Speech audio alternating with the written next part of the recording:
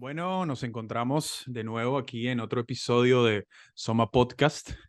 En esta ocasión tenemos un invitado muy especial, un filósofo italiano. Su nombre es Giulio Soldani. Y bueno, vamos a estar hablando de muchos temas interesantes esta noche. Estamos también con Luca Chaumont, mi compañero. Y bueno, vamos a leer un poco de la biografía de Giulio y después, bueno, vamos a presentarlo y vamos a hacer algunas preguntas y empezar la conversación. ¿Cómo estás, Giulio? ¿Todo bien?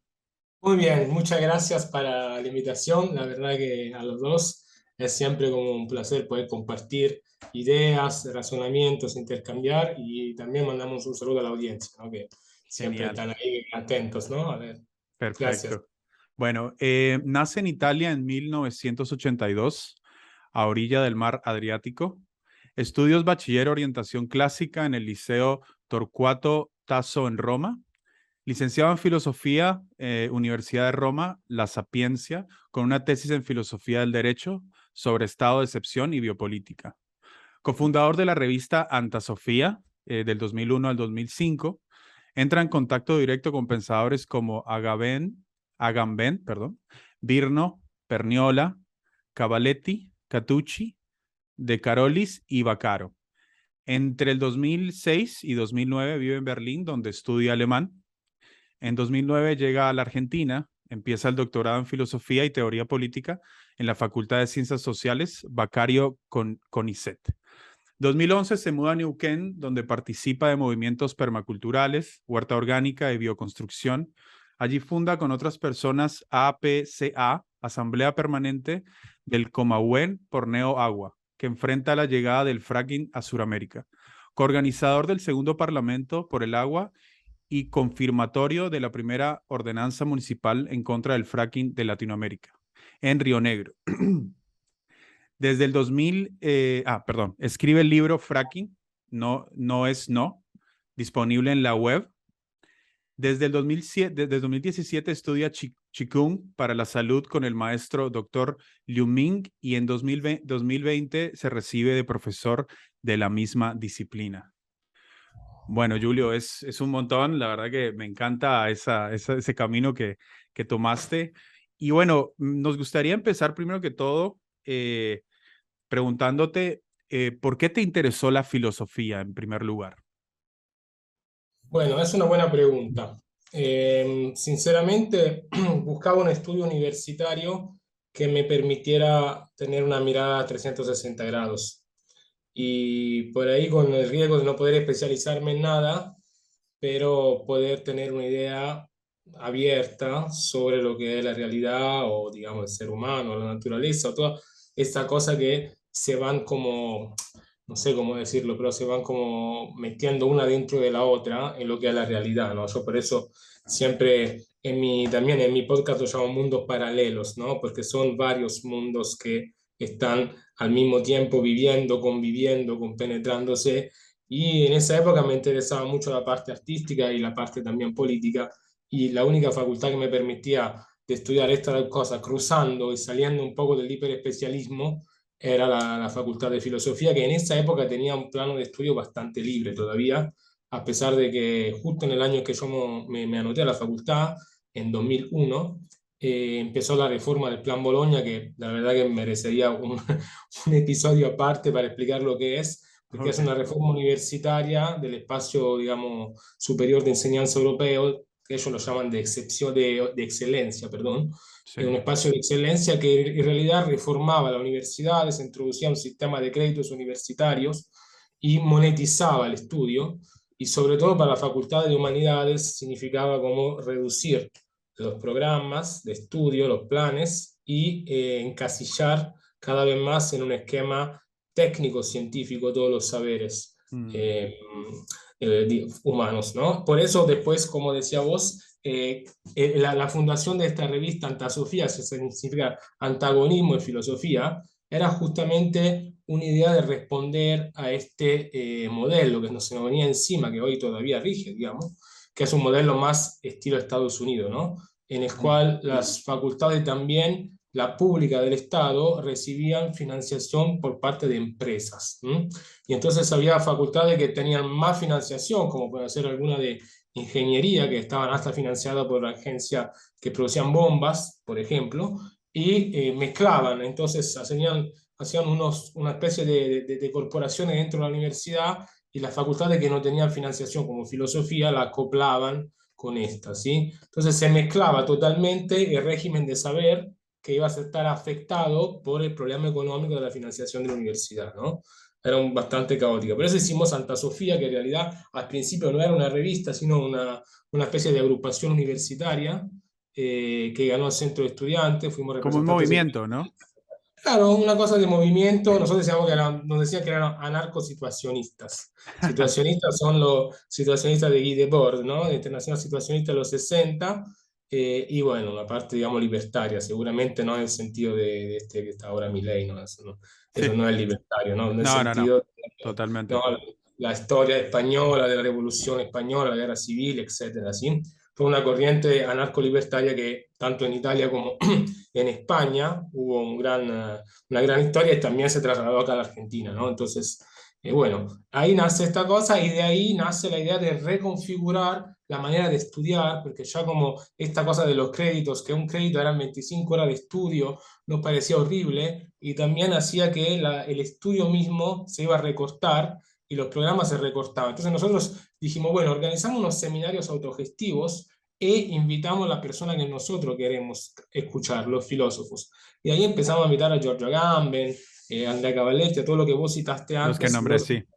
sí, los invitamos para hablar con ellos y meterlo en nuestros seminarios y después terminamos publicando todo este material en 4 volúmenes, que era una revista, digamos, estilo académico, ¿no? Como tipo libro, y bueno, fue muy interesante como experiencia, muy formativa, porque realmente para nosotros fue un poco salir de lo que era el proyecto universitario y lograr una autonomía como estudiantes, ¿no? Claro, como Y que todo, ustedes tomaron el mando de lo que querían prácticamente aprender, o sea, a los que querían escuchar prácticamente. era un poco, digamos, también un poco, muy poco humilde como postura, digamos, ¿no?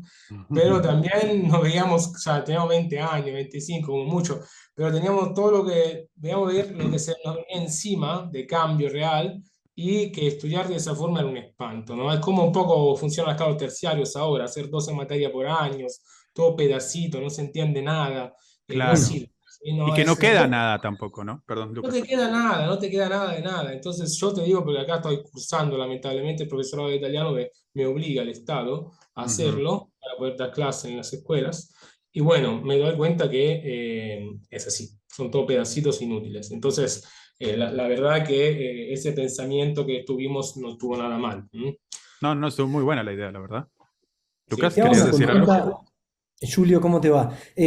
Sabés que justo te escuchaba y veo que está bastante presente y creo que te atraviesa un poco en el pensamiento, también en el sentir, creo, esto de los mundos paralelos y de las cosmovisiones como una voluntad de integración de diferentes perspectivas, miradas y experiencias que yo también noto de que parecería de que la modernidad lleva hacia una dirección opuesta, hacia, como vos decías, una hiperespecialización que como que desintegra un poco esta formación un poco más, por así decirlo, como integradora o como amplia del ser humano. ¿Sentís que hay algo dentro de todo este tiempo que empuja en esa dirección y que por ahí, también por ahí hiciste, me gustaría ver también eso, hacia dónde crees que puede dirigirse lo que sería el futuro y mirándolo para atrás también si sentís también como que había que recuperar tal vez algunas culturas o los valores por ahí tal vez de una parte del Renacimiento o de algunas culturas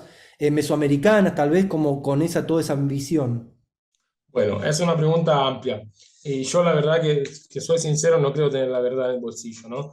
Pero sí hice un camino, que es un camino que si la suerte me da de vivir mucho más, puedo seguir haciendo y hay muchas cosas que me gustaría como profundizar, de la que nombraste seguramente todas. O sea, en la cultura del Renacimiento italiano, sin lugar a duda, la cultura de pueblos originarios también, ¿no?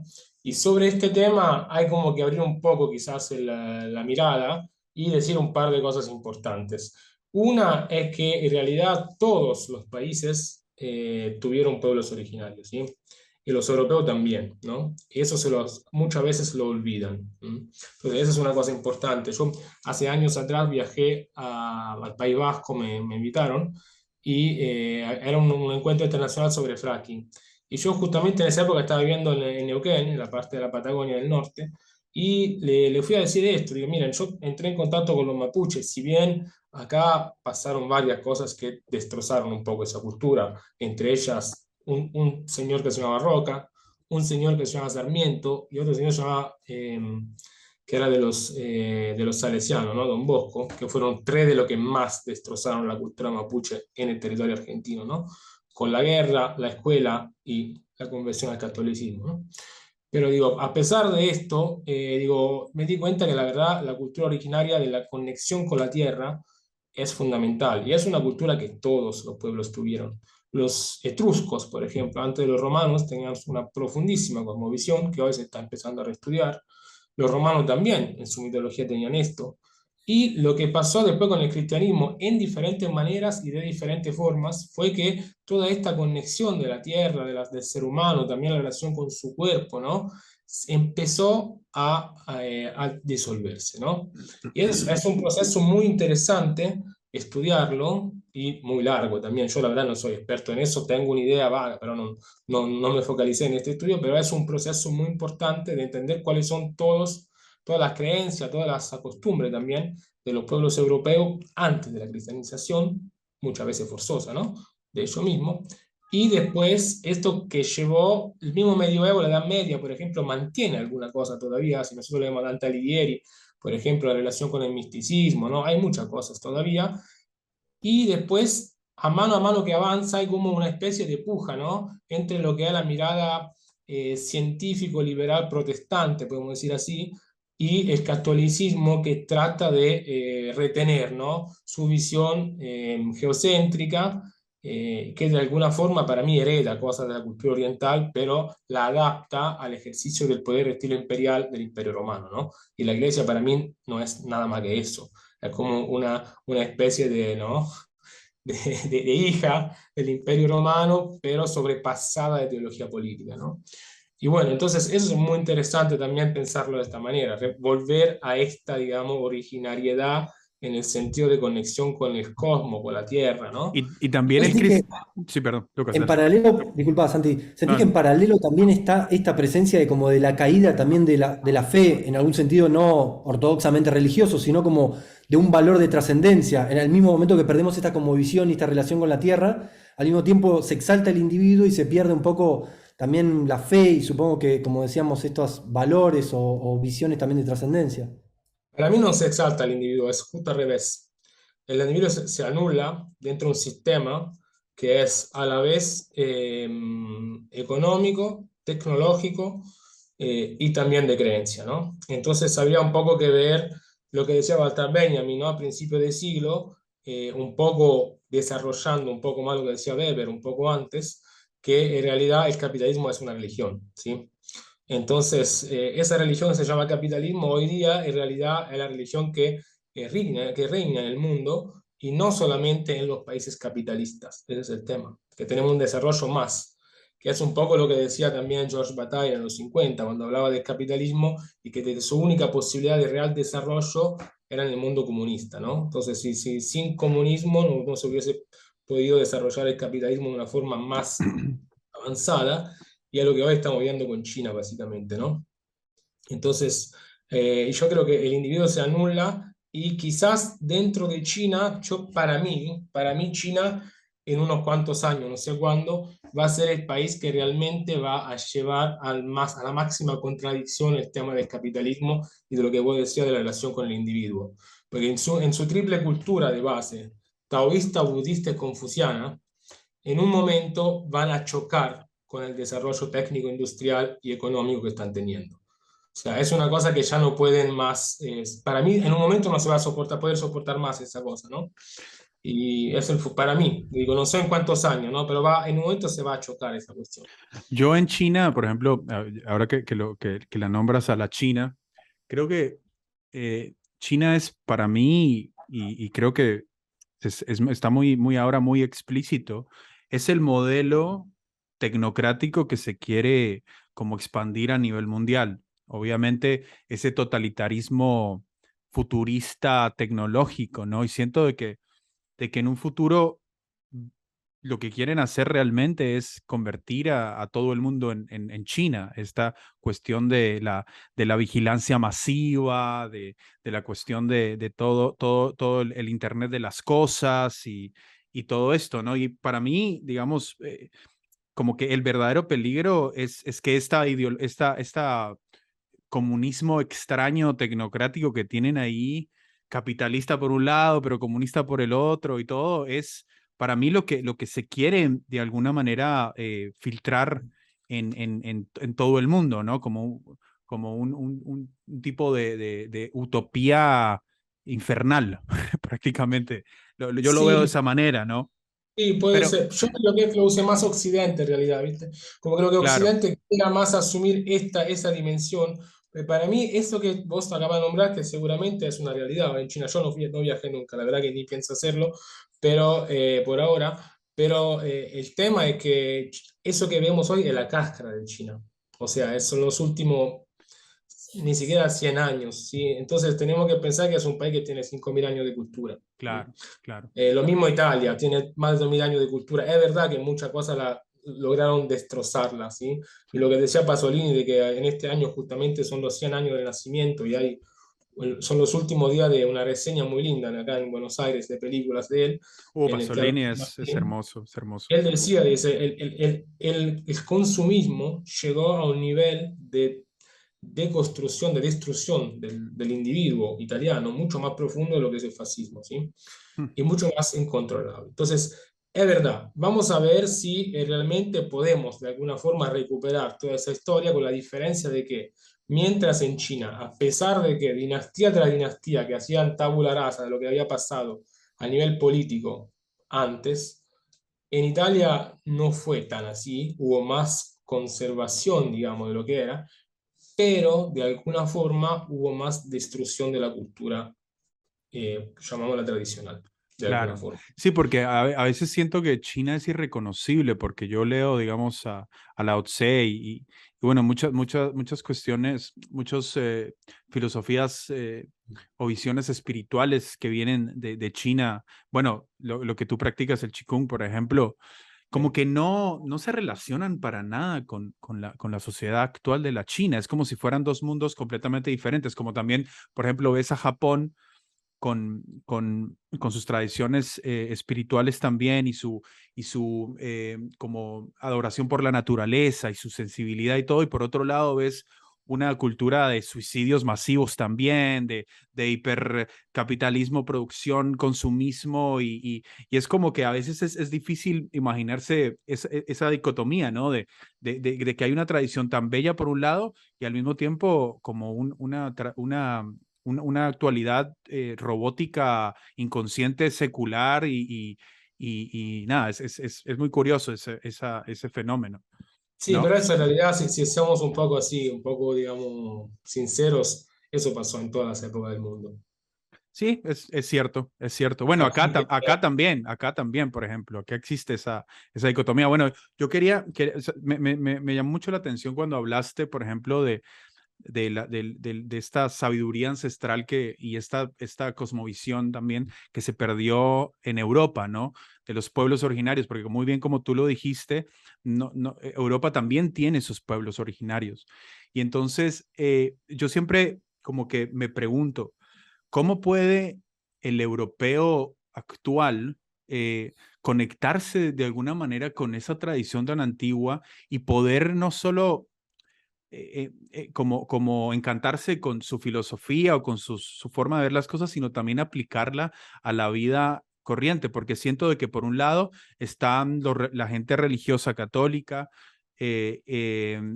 tradicional y conservadora, y por otro lado está la gente secular, atea, cientificista, etcétera. ¿Cómo podría el europeo volver a conectarse con sus raíces y aún así como que tener este sentimiento místico, religioso, de alguna manera algo trascendente en su vida, pero por otro lado, como desconectarse de estas digamos, religiones que prácticamente decapitaron todo lo que ellos tenían antes y también este nihilismo cientificista secular, no sé, es algo que me carcome la cabeza siempre y no sé cómo se podría regresar a eso ahora o de qué manera. ¿Tú tienes algún indicio de esto?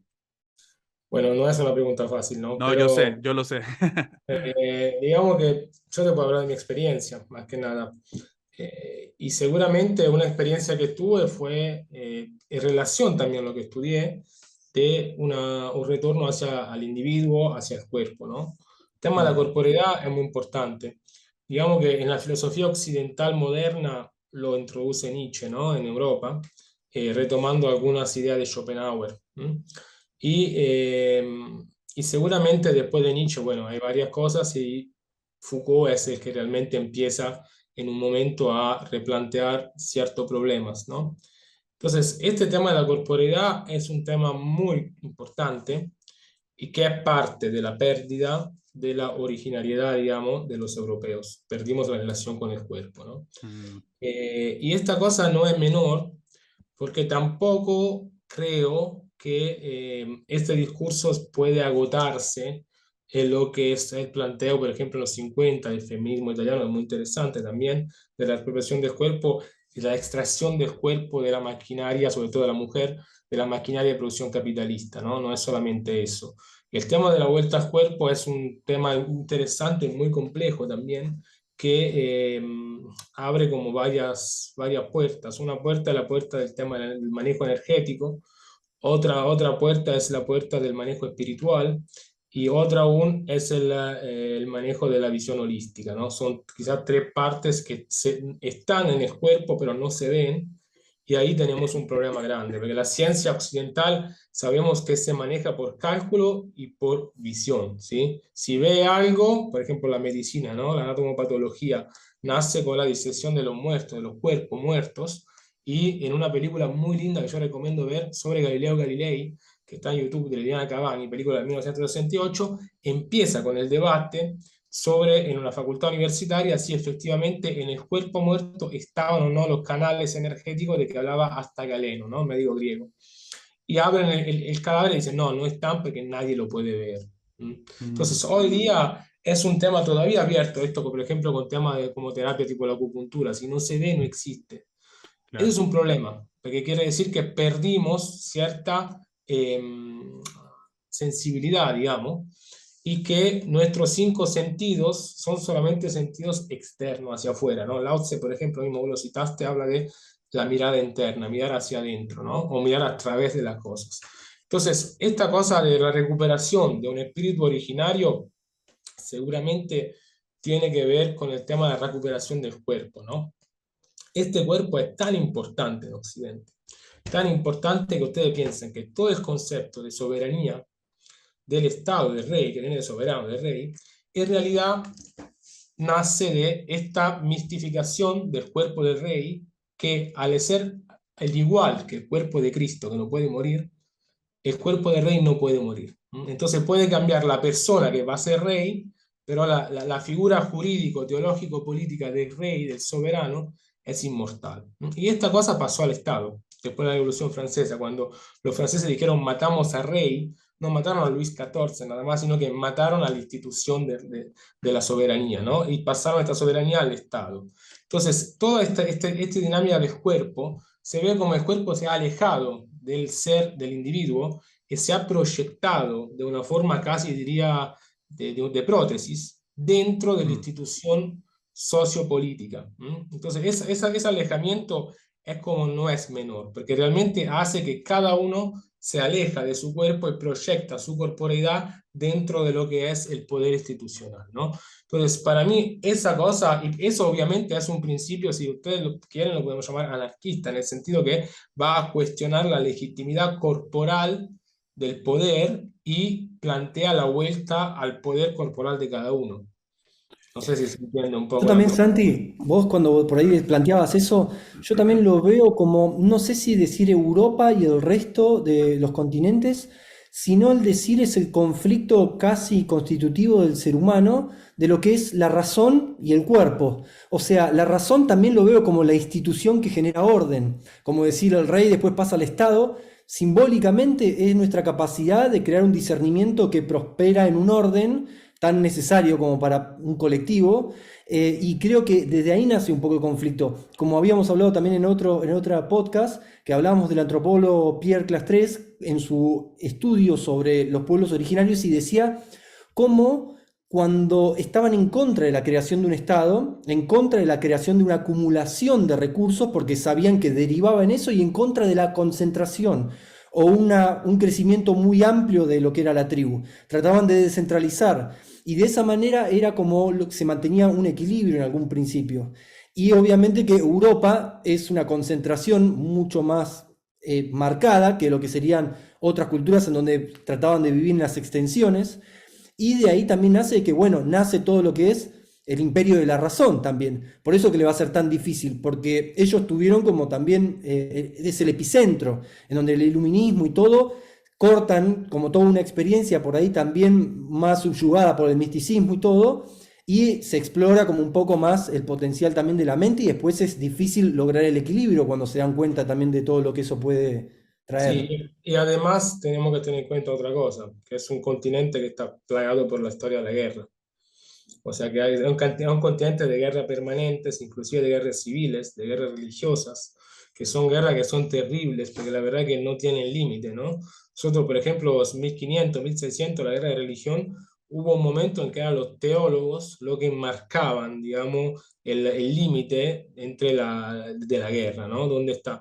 Y hasta como un jurista muy importante como Alberichus Gentile, que era un jurista italiano que se fue a Londres, a Oxford en realidad, en un momento dice, bueno, hay que parar la guerra de religión, porque si no es imposible sobrevivir, y le dice, silete teologi immunere alieno, dice, basta, cállense teólogos que son ajenos a la guerra, porque tenemos que limitar la guerra. Y de ahí, en realidad, nace todo el pensamiento de Hobbes y de lo que es el Estado-Nación actual. Entonces son dos pautas importantes, limitación de la guerra permanente entre todos, que era en esa época era real, no era una proyección, y mistificación del Estado y entrega de la autonomía corporal al mismo Estado, ¿no? Entonces, por eso yo creo que en parte esto y además el proceso de cristianización forzoso que rompe la raíz del cristianismo, de los pueblos originarios europeos y lo engloba dentro de una estructura teológico-político eclesiástico estatal, ¿sí? Que después desemboca en la Reforma Protestante, que es otro momento súper importante, porque realmente nace el liberalismo con ella, como que empieza la gente a querer leer sola y junto con ella se rompen varios paradigmas, ¿no? Se imprimen los libros. Dios es lo que yo me contacto directamente a través de la lectura, se coloniza América, entonces como es totalmente el hombre europeo en 1500, 1600 pierde su centro de gravedad y además empieza la revolución científica, la Tierra no es más el centro del universo y el Sol tampoco, sino que todo se mueve y es toda una espiral que de hecho es la imagen del barroco, ¿no? Del arte barroco es esa espiral que marca el descubrimiento del infinito y del cálculo infinitesimal. En todo eso se pierde la conexión con el universo, ¿sí? Y con la Tierra. Para mí es como este 1600 es como la fecha que abre a otro capítulo de la historia europea. Y por ende se pierde la conexión con el cuerpo prácticamente también. Totalmente. Ahora que estamos hablando del cuerpo, me encantaría saber, me interesaría mucho saber cómo llegaste al Qigong, por ejemplo. Después de todo este camino, ¿qué te hizo sentir la necesidad de practicar el Qigong? Porque es una biografía bastante interesante, porque, a ver, a veces pensamos, bueno, alguien que estudió filosofía política y que está metido en los libros y la academia y todo eso, no le va a interesar una práctica como esta. Pero hubo algo, me imagino que hubo un momento crucial donde dijiste, no, tengo que conectarme con mi cuerpo y por qué. Me encantaría saber cómo llegaste a eso. Bueno, hay, digamos, tres causas fundamentales de eso. La primera, que fue el origen, era el tema de tener que hacer una filosofía con el cuerpo. Entonces, vos no puedes hacer una filosofía con el cuerpo desde la pura escritura, para mí. Deleuze dice que sí, pero para mí no. Entonces dije, tengo que buscar algo que me permita realmente activar esta filosofía por medio del cuerpo. O sea, mejor dicho, usar mi cuerpo como medio filosófico, no solamente usar mi mente. Empezar que el cuerpo empieza a recobrar sentido filosófico, ¿no? Bueno, ahí habría que definir qué es filosófico, pero no importa, dejémoslo Claro, por ahora. claro, claro. Por ahora dejémoslo. Dos, eh, en un momento yo estaba todo el tiempo viajando por este tema del fracking, que en realidad es un tema bastante grande, y en esa época no parecía tan grande, hoy ya como está evidente que con el Obvio. tema que Estados Unidos le vende el gas de fracking a Europa 10 veces el precio de Rusia, ya es un tema que todos lo entienden más fácil, digamos. Estaba viajando mucho de acá para allá, de lucha en lucha, de territorio en territorio, y hablando siempre de este tema del agua, del agua, del agua, del agua. Yo me di cuenta que no sabía qué era el agua en realidad, pero en realidad nosotros somos agua. 75% y más del cuerpo humano es agua. Entonces dije, bueno, tengo que incrementar mi práctica, que ya estaba practicando, y darle una vuelta de tuerca más a esta significación del agua, es tan importante que yo la estoy manejando, la estoy repitiendo como a nivel casi automático y no sé bien de qué estamos hablando. Entonces, agua como cuerpo y cuerpo como significación filosófica. Entonces ahí dije, bueno, tengo que empezar a investigar este tema de otra forma. Yo ya había empezado a practicar Tai Chi Chuan también, de cierta forma a practicar, ¿Perdón y qué? ¿Perdón qué? Tai Chi Tai Chi Chuan. Chuan, Ah, Tai perdón, Chi no sé. Chuan, y que digamos, ¿no? Es parte del Qigong, Sí, sí. digamos, todo, ¿no? Y dije, bueno, tengo que incrementar esta práctica, profundizarla, y ahí gracias a la suerte, como me encontré con el maestro Liu Ming, mi maestro todavía, en Neuquén, invitado en un seminario por la escuela de Neuquén de Tai Chi, y dije, bueno, yo a esta persona tengo que seguir porque la verdad siento que tiene algo especial. Cuando ni bien pueda volver a vivir a Buenos Aires, voy a tener que platicar con él. Bueno, se alinearon los planetas de una cosa a otra. Yo decidí en un momento de dejar esta lucha, digamos, por el tema de la defensa del agua, el fracking, cuando mi última acción fue viajar a Estados Unidos, gracias a una amiga que me invitó a presentar una muestra que hice yo, organizé de arte con artistas europeas sobre el tema del agua. Y ahí fui a hacer un scratch a una empresa que fue la empresa que empezó el fracking, básicamente, acá en la Argentina, que es Apache Corporation. Fui a Houston, hice esta acción, hicimos un scratch, entregamos una carta que escribimos resumiendo todo lo que ellos hicieron, todos los desastres, entre ellos la muerte generada de una lonco de la comunidad mapuche, de Cristina Lincopán. Y con eso dije, bueno, ahora yo cierro este capítulo y me empiezo a dedicar realmente a una práctica más profunda de interiorización y de entendimiento sobre este tema de la relación con el agua. Y eso fue como la segunda motivación que me empujó. Y la tercera fue que realmente un día me levanté de la cama y sentí que mi movilidad de piernas estaba totalmente limitada. Y dijo, bueno, tengo 33 años y si ahora estoy así, en esa época tenía esa edad, a los 60 voy en silla de ruedas directamente. Entonces, digo, bueno, esto Claro. es mi cuerpo que me está llamando a que este conocimiento fluya y me apodere y de vuelta vuelva hacia mi esencia originaria. Siempre decimos que Tao es volver, ¿no? Volver al origen. Entonces empecé ese camino de vuelta hacia mí y bueno, es un camino infinito en realidad. Ahora avancé un poco, pero todavía me falta toda la vida y quizás las próximas también. Y, y bueno, entonces, nada, empecé a practicar esto con el maestro, con Liu Ming. Yo en esa época vivía en Quilmes, me iba a practicar a Belgrano, era más de una hora de viaje, ida, una hora de viaje, vuelta. Todos los días casi iba. Y bueno, avancé con eso y ahora de a poquito voy caminando también un poco solo, dando clase de esto y investigando. Es el mismo proceso de investigación que la filosofía, pero de una forma mucho más sutil, mucho más armónica también, ¿no? ¿Y qué sientes que esta práctica te devolvió, te regresó a tu ser? ¿Cuáles fueron los cambios que sentiste, digamos, en tu cuerpo y en tu mente también? Porque me imagino que viniendo de una hecatombe tan fuerte de la mente, de estar siempre en la mente, de estar siempre filosofando, de estar pensando, imagino que de alguna manera esto equilibró, ¿no? Tu mente de alguna forma, o cómo fue la experiencia después de ya empezar a practicar esto y a sentir sus beneficios, digamos, su impacto, por así decirlo. Bueno, primero hay unos beneficios corporales, ¿no? Enseguida, si uno tiene problemas, ya como sentir la mejora a nivel general del cuerpo, ¿no? De la dolencia misma. Y después, a ver, nosotros en la práctica siempre tenemos en consideración tres ejes fundamentales, culturales, ¿no? De esa práctica. Primer eje que viene del taoísmo, Tao es claro. Entonces hay que claramente practicar, sentir cuál es la idea de la práctica clara. El segundo viene del confucianismo y es correcto. Entonces, una vez que sé lo que tengo que hacer, lo tengo que hacer lo mejor que pueda. Y la tercera parte viene del budismo, es armónico.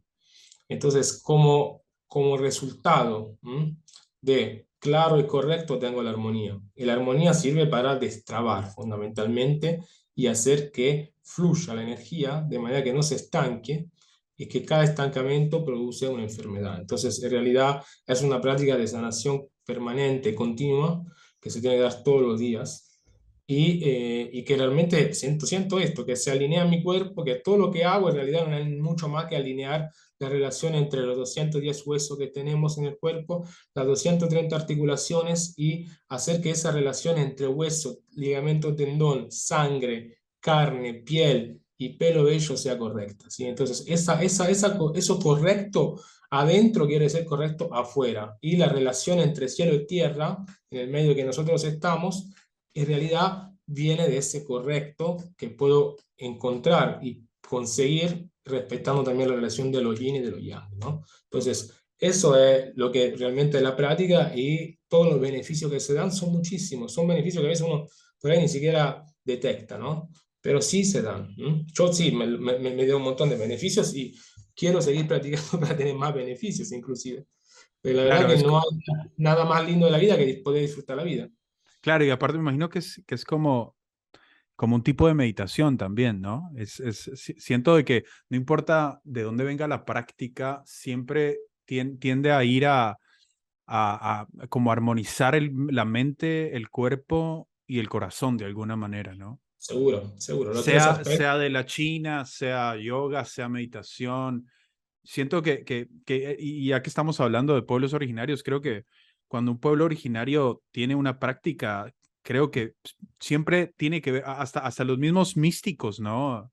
De Europa tenían sus prácticas y todas Seguro. terminan como en este vacío, ¿no? Como que se vacían de sí mismos, encuentran un silencio y en ese silencio encuentran como una renovación, de alguna manera, ¿no? Es una purificación en realidad, si lo queremos decir con una palabra más sencilla. Pero, Claro, por sí. ejemplo, los pueblos originarios tienen un montón de ceremonias que son también de armonización, ¿no? Y sí, sí, obvio, sí, sí, sí. Es que eso en realidad nosotros, yo creo que un poco el objetivo es hacer una especie de hacer como de convergencia de todos esos canales energéticos que tenemos, culturales también, ¿no? O sea, dentro de cada cultura, nosotros acá tenemos mucha suerte, hay muchas culturas que se encuentran en esta tierra, es una tierra muy fértil, muy como poderosa también, tenemos la cordillera de los Andes, mucha agua, muchos minerales, como que no es cualquiera, digamos, esta tierra, y creo que la tarea es únicamente tratar de ir caminando y encontrarse y juntarse con aquellas personas y aquella cultura que tienen la necesidad y la voluntad de armonizar realmente con la Tierra, con el universo también, y generar espacios, momentos, prácticas, compartir y hacer que eso se difunda de una forma masiva, ¿sí? Obviamente es una tarea muy difícil, porque estas cosas no se difunden de forma masiva, se No, no, difunden de no. forma muy, ¿no? Con el gotero, digamos. Pero creo que un poco la idea es justamente esa. ¿Cómo dice yo puse ahí mundo paralelo, periodismo filosófico y faltaría y cosmovisión, ¿no? Que se llama también. ¿Qué es periodismo filosófico? Lo que decía Foucault retomando Kant. Entender la ontología del presente. Es decir, que el presente no es un momento histórico dentro de un flujo, sino tiene su ontología, su ser, que de alguna forma está dentro del flujo del tiempo, pero también está fuera del flujo del tiempo, es un momento único y entonces entender lo que está pasando y realmente volver a ese origen de una manera que podamos vivir este presente de una forma plena, ¿sí? Y correcta sobre todo. Y Claro, por no, ende, no es. No es siempre, viste, como ir al pasado para tener respuestas o pensar en el futuro para creer que las cosas se van a solucionar en el futuro, sino que todo está aquí y ahora, ¿no? Como que el origen está aquí y ahora. Con No es eso el...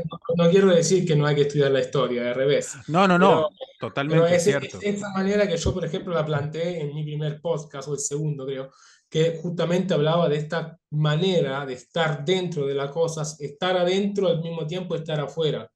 O sea, no terminar como agotado. Las dimensiones son muchas de las que podemos vivir, ¿no? Mínimo 11, ¿no? Se dice.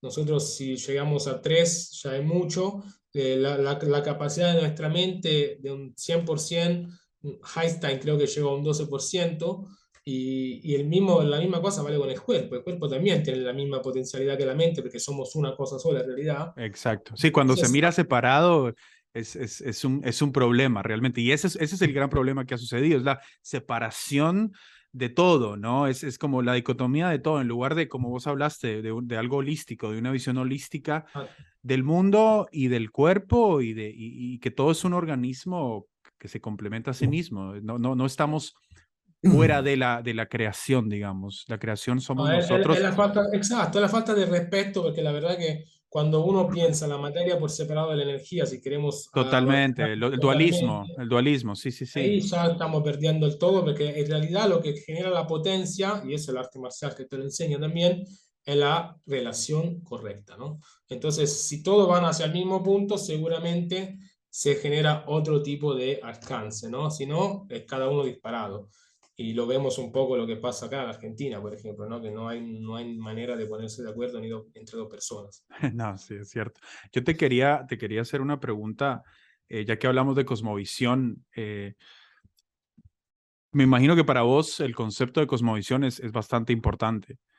Y, y yo te pregunto, ¿qué cosmovisión hemos perdido? O sea, ¿o cuál es la cosmovisión que crees que es la correcta para armonizarnos con nosotros mismos y con el mundo de alguna manera? ¿Encontraste eso en los indígenas de América del Sur? ¿Encontraste eso perdido, esa cosmovisión perdida? ¿Crees que esa cosmovisión vale por igual para todo el mundo? ¿O cada lugar debería tener su cosmovisión? ¿O cada persona debería tener su cosmovisión? ¿O cuál es el papel de la cosmovisión y cómo lo descifras, digamos? Eso me encantaría saber. Es una buena pregunta. Para mí, a ver, yo no soy un teórico de la cosmovisión. Ahora estaba justo mirando que la cosmovisión, la cosmología entró directo desde Francia, me parece, también dentro del mundo filosófico, como que empezaron a hacer caso a los antropólogos, y hay gente que habla de cosmopolítica, hay gente que ya está empezando a meter la cosmovisión dentro de la filosofía. Me parece algo importante, sinceramente, porque es como abrir una puerta importante, pero Importante, sí, siempre está el riesgo, como decía Debord, de espectacularización de las cosas. Es claro. decir, de llevarla a un lugar donde se cristalizan, se usan de una forma que no corresponde, y si bien están nombradas, Se pero instrumentalizan, pierden, sí, exacto, pierden un poco de su, o sea, digamos, función esencia, real, ¿no? Originaria. Vamos a total. ver. Igual nunca soy, o sea, esperemos y vamos a ver qué pasa con esto. Si es una cosa más para papers y libros, o si realmente va a Claro, ser para algo. claro, si tiene Yo, al algo, menos, alguna base, claro. y no, ojalá que sirva. Yo la verdad que soy, o sea, soy muy crítico con las cosas, pero también soy optimista. Si Hay veo que la ser cosa, optimista, sí, hay que ver qué pasa, ¿no? Pero sí, hay varias cosas para mí, sí, lo que dijiste vos. Primera cosa, tenemos en consideración que todos podemos ser un Buda, ¿sí? En potencia todos lo somos. exacto. Entonces, yo te diría que obviamente cada persona tiene su cosmovisión, pero también hay algo como una filosofía de la pertenencia, ¿no? Nosotros pertenecemos, ¿m? Siempre pertenecemos a algo, nunca podemos vivir sin pertenecer. Fuera de Pertene- algo, totalmente, sí, sí, Pertenecemos a nosotros, pertenecemos a la tierra, pertenecemos a nuestra familia, pertenecemos a nuestros amigos, pertenecemos a nuestras lecturas, ¿no? A nuestra medicina, a nuestro país inclusive pertenecemos, queriendo o no queriendo, pertenecemos. Entonces, esta filosofía de la pertenencia yo creo que de alguna forma es una cosmovisión y es una actitud hacia la pertenencia, de aceptarla y de dejar realmente que nos atraviese este tipo de pertenencia, ¿sí?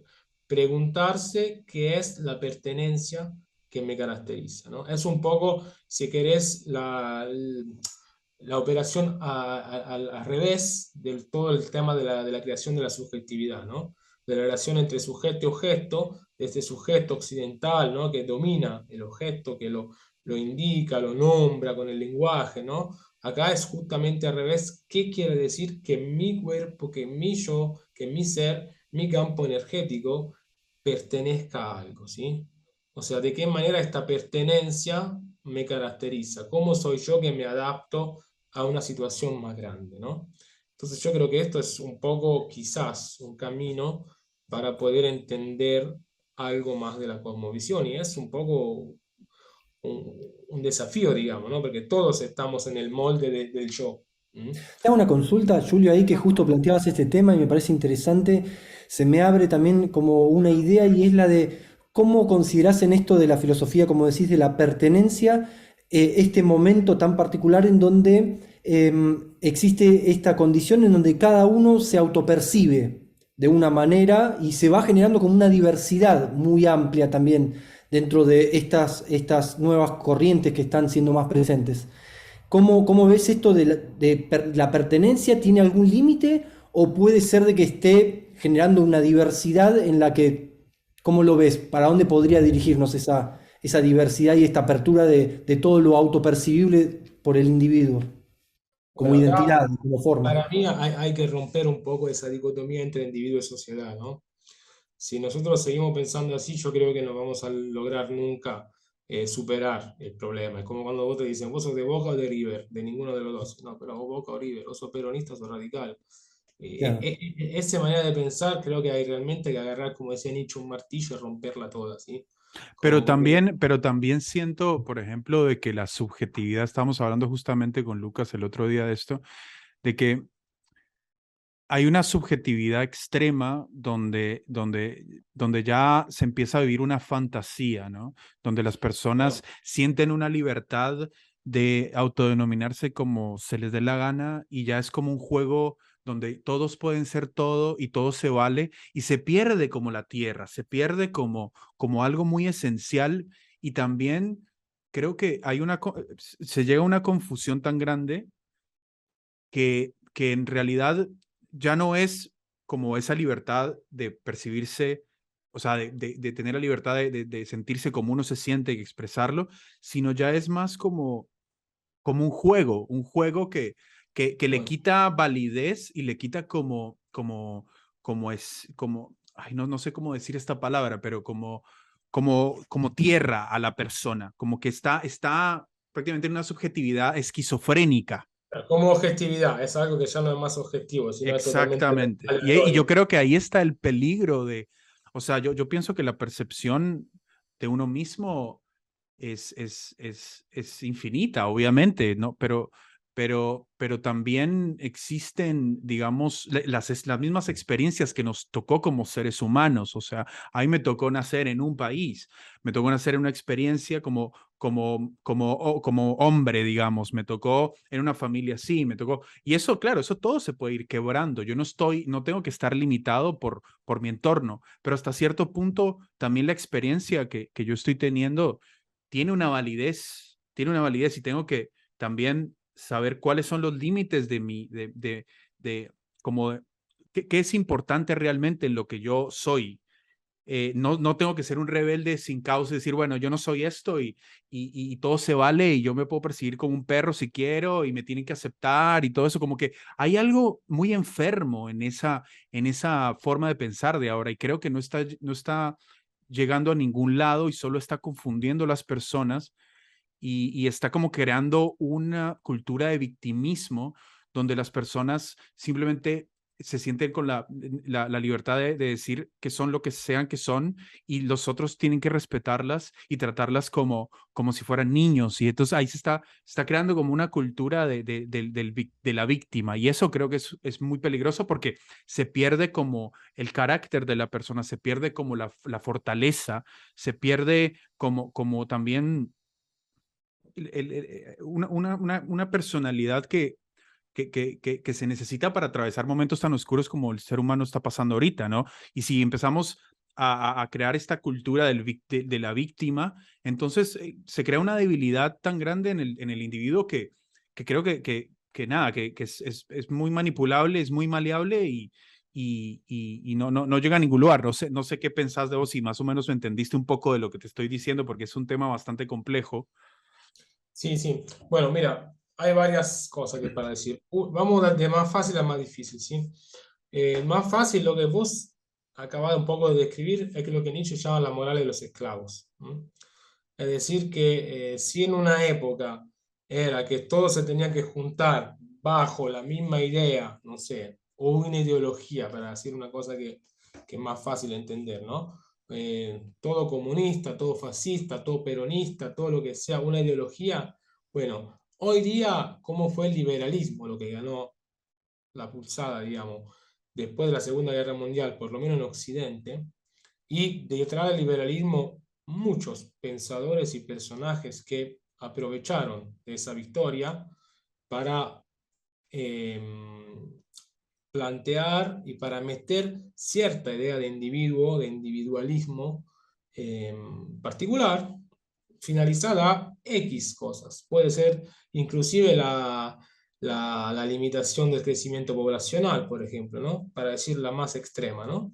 Ujú. Y bueno, acá sabemos todos, no sé, gente como Soros, por ejemplo, ¿no? Sí, Open Society Foundation, toda una serie de terrible. fundaciones que trabajan sobre el territorio, que yo vi mismo viviendo en Neuquén, cómo trabajan y sobre el tema sobre temas graves. Y que acá, por ejemplo, ponemos que un ministro como Nicolás Trotta, que no es un improvisado, porque viene de la universidad, se junta con Open Society Foundation, se saca la foto y la publica en la página del Ministerio de Educación de Argentina. Entonces, nosotros sabemos cuál es la fuente de todo eso. Y la influencia Y total, sí. el resultado es, por un lado, la aniquilación del ser humano. La verdad que te confunden tanto que ya vos no sabés hacia dónde apuntar. Exactamente, Eh, exactamente.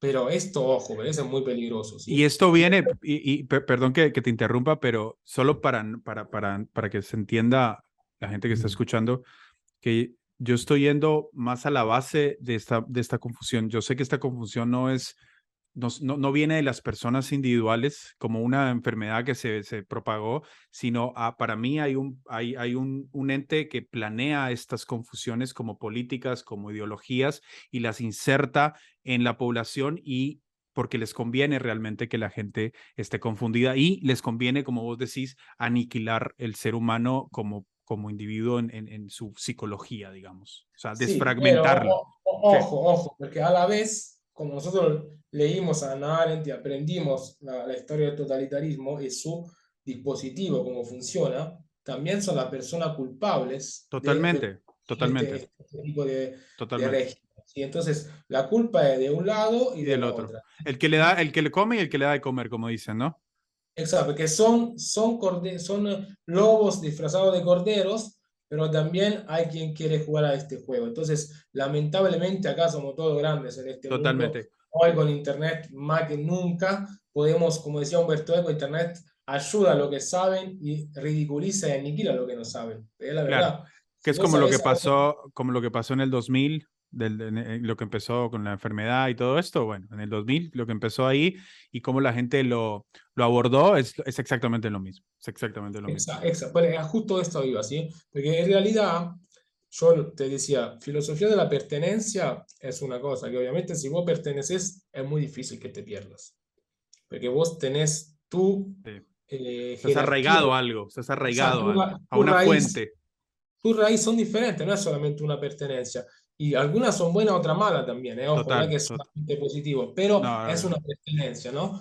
Y la otra cara complementaria de la pertenencia es la sobrevivencia, ¿sí? Entonces, hoy día, la verdad, lo que está en juego es la sobrevivencia, una filosofía de la sobrevivencia, sobrevivir en el sentido más etimológico del término, donde sobra, quiere decir, subro, más arriba, ¿no?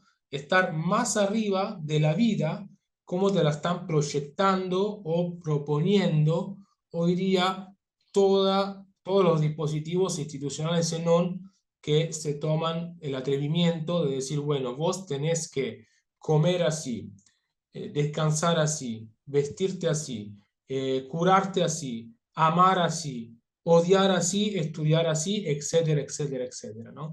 Entonces, esta sobrevivencia en realidad es un potenciamiento del cuerpo-mente, unión del ser humano, que únicamente se puede dar asumiendo y viviendo de forma correcta la pertenencia. ¿Mm? Esas dos cosas van de la mano, o sea, sobrevivencia, no, ¿viste cuando te dicen, ah, bueno, yo no quiero vivir, yo quiero sobrevivir? No, yo quiero sobrevivir. La sobrevivencia hoy día es como el nivel más alto y más espiritual de vivencia. Puedo vivir según mi pertenencia a la naturaleza, de los ritmos naturales, de lo correcto, del día, de la noche.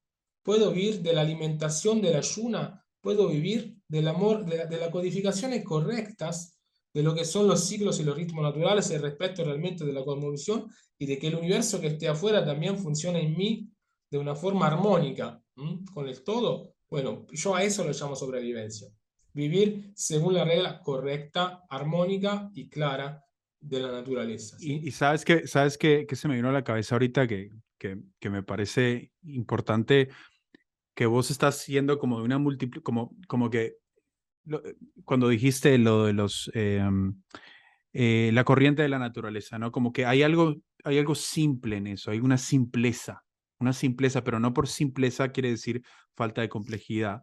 Y siento que este mundo se está yendo a una multiplicidad y a una complejidad esquizofrénica y en realidad es hacia el otro lado, hacia un lado más simple, hacia un lado más como esencial. Y por eso siempre cuando uno, siento yo que a veces la intuición te lleva a lo más, eh, a lo más simple realmente. O sea, cuando una persona empieza, y como decía Jung, por ejemplo, el proceso de individuación, ¿no? Que decía Jung, él habla de que el ser se empieza a convertir en un ser más simple, más humilde también. Seguro. Y no por eso quiere decir de que pierda complejidad, simplemente Yo como lo que que sea. siento, Santi, Sí, en relación a eso, que claro, es un valor en sí mismo, esa búsqueda de simpleza. Ya el Tao y toda la filosofía oriental tiene que ver un poco con ese dejarse en vez de estar como en el querer, en la voluntad, ¿viste? Pero el problema es que estamos en un modelo, como decíamos antes, de consumo, de un capitalismo que crea el estímulo para poder siempre solventarse y poder mantener lo que sería esta estructura funcionando.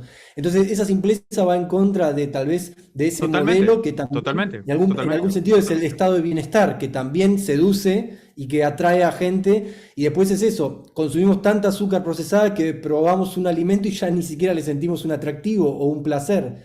Estamos O, hiperestimulados, esa es un poco la o trampa. estamos Pero tan... eso Lao se lo decía, o sea, los deseos son lo que te desvían.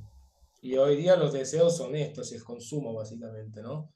Por eso en realidad la sobrevivencia es a la vez menos, porque a vivir realmente con lo estrictamente necesario o intentar hacer eso, y a la vez más, porque este menos quiere decir más potencia vital, porque vos gastás menos tiempo en trabajar, menos plata en comprar cosas inútiles, menos vida en consumir y asumir cosas que son la mayoría de las veces inútiles, de niña y además que te proyectan dentro de un modelo de medicalización difusa que te proyectan a la vez dentro de un modelo de sanitarización que solamente quiere que vos estés medianamente enfermo un 75%, 60, 75% de tu posibilidad.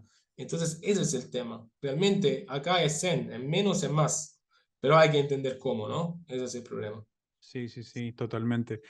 Y ahora que decías de pertenencia, a mí me llamó mucho la atención la manera en cómo lo explicaste y siento que es como esta pertenencia también quiere decir como la capacidad de asombro y la capacidad de enamorarse de la vida, pero de lo esencial de la vida. Y cuando alguien está enamorado de la vida en lo más esencial, es imposible que se desfragmente.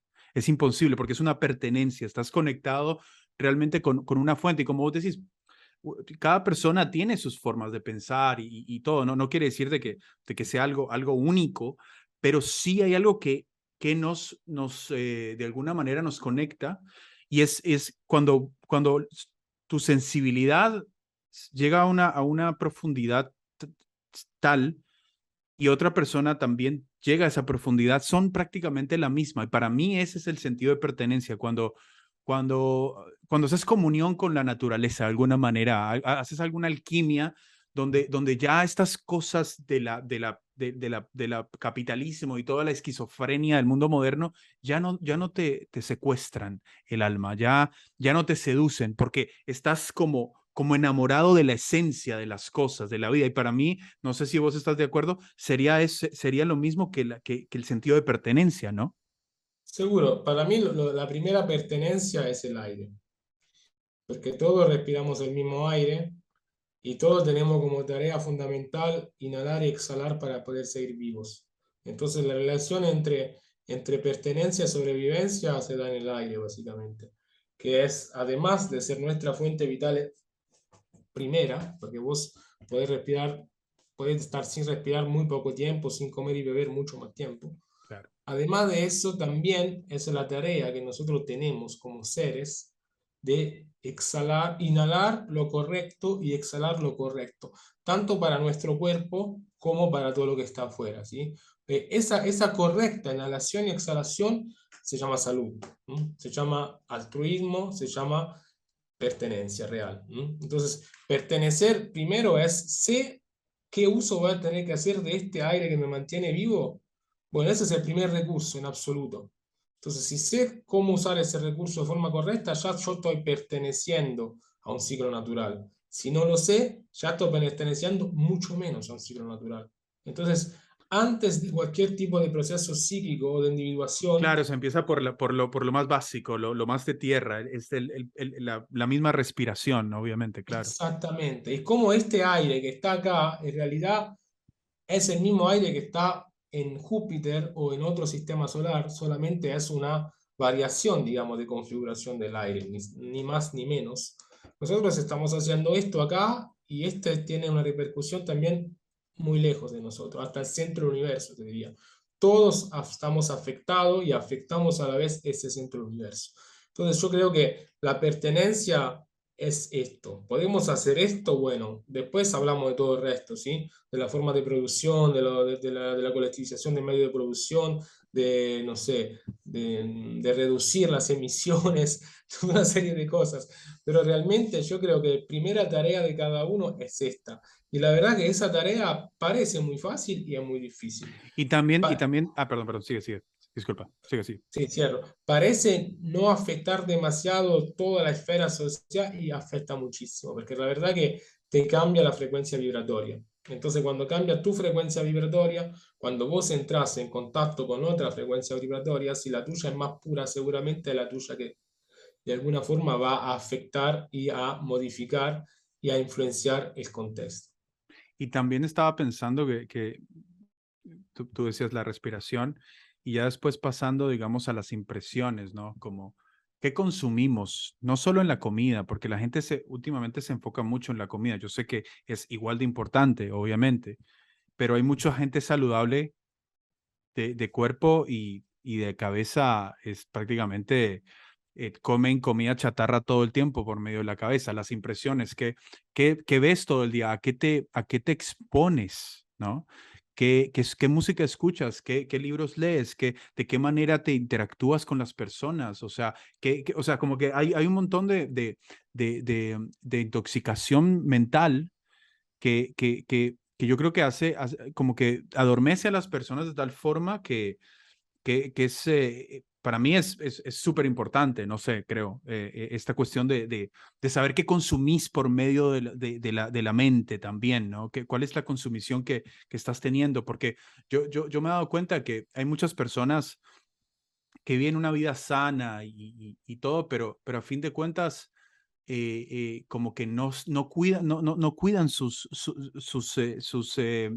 la percepción que tienen todo el tiempo, como que prácticamente están confundiendo, están consumiendo comida chatarra por medio de todos los sentidos todo el tiempo, no solo es la comida que comes, y es algo bastante complejo, ¿no? No sé, sí. Yo siento también la unión entre, como hablando ustedes, el hecho de esta pertenencia también la veo como Julio hablando de una pertenencia como de pertenecerse, hacer anclaje en la experiencia de los sentidos, poder devolverse a un estado de centro dentro de sí Y vos también hablás de lo cierto que es el contexto, cómo uno después también encuentra desde su centro la relación correcta que decide tener con el afuera también, y evitar las cosas que lo van a como desplazar, que de la misma manera también puede pasar de una manera autoconsciente, uno también pudiendo no hacer presencia de la respiración, del vacío, del silencio y de todo eso, como que veo también ese estímulo de la adentro y de la afuera, como un equilibrio que se tiene que dar también.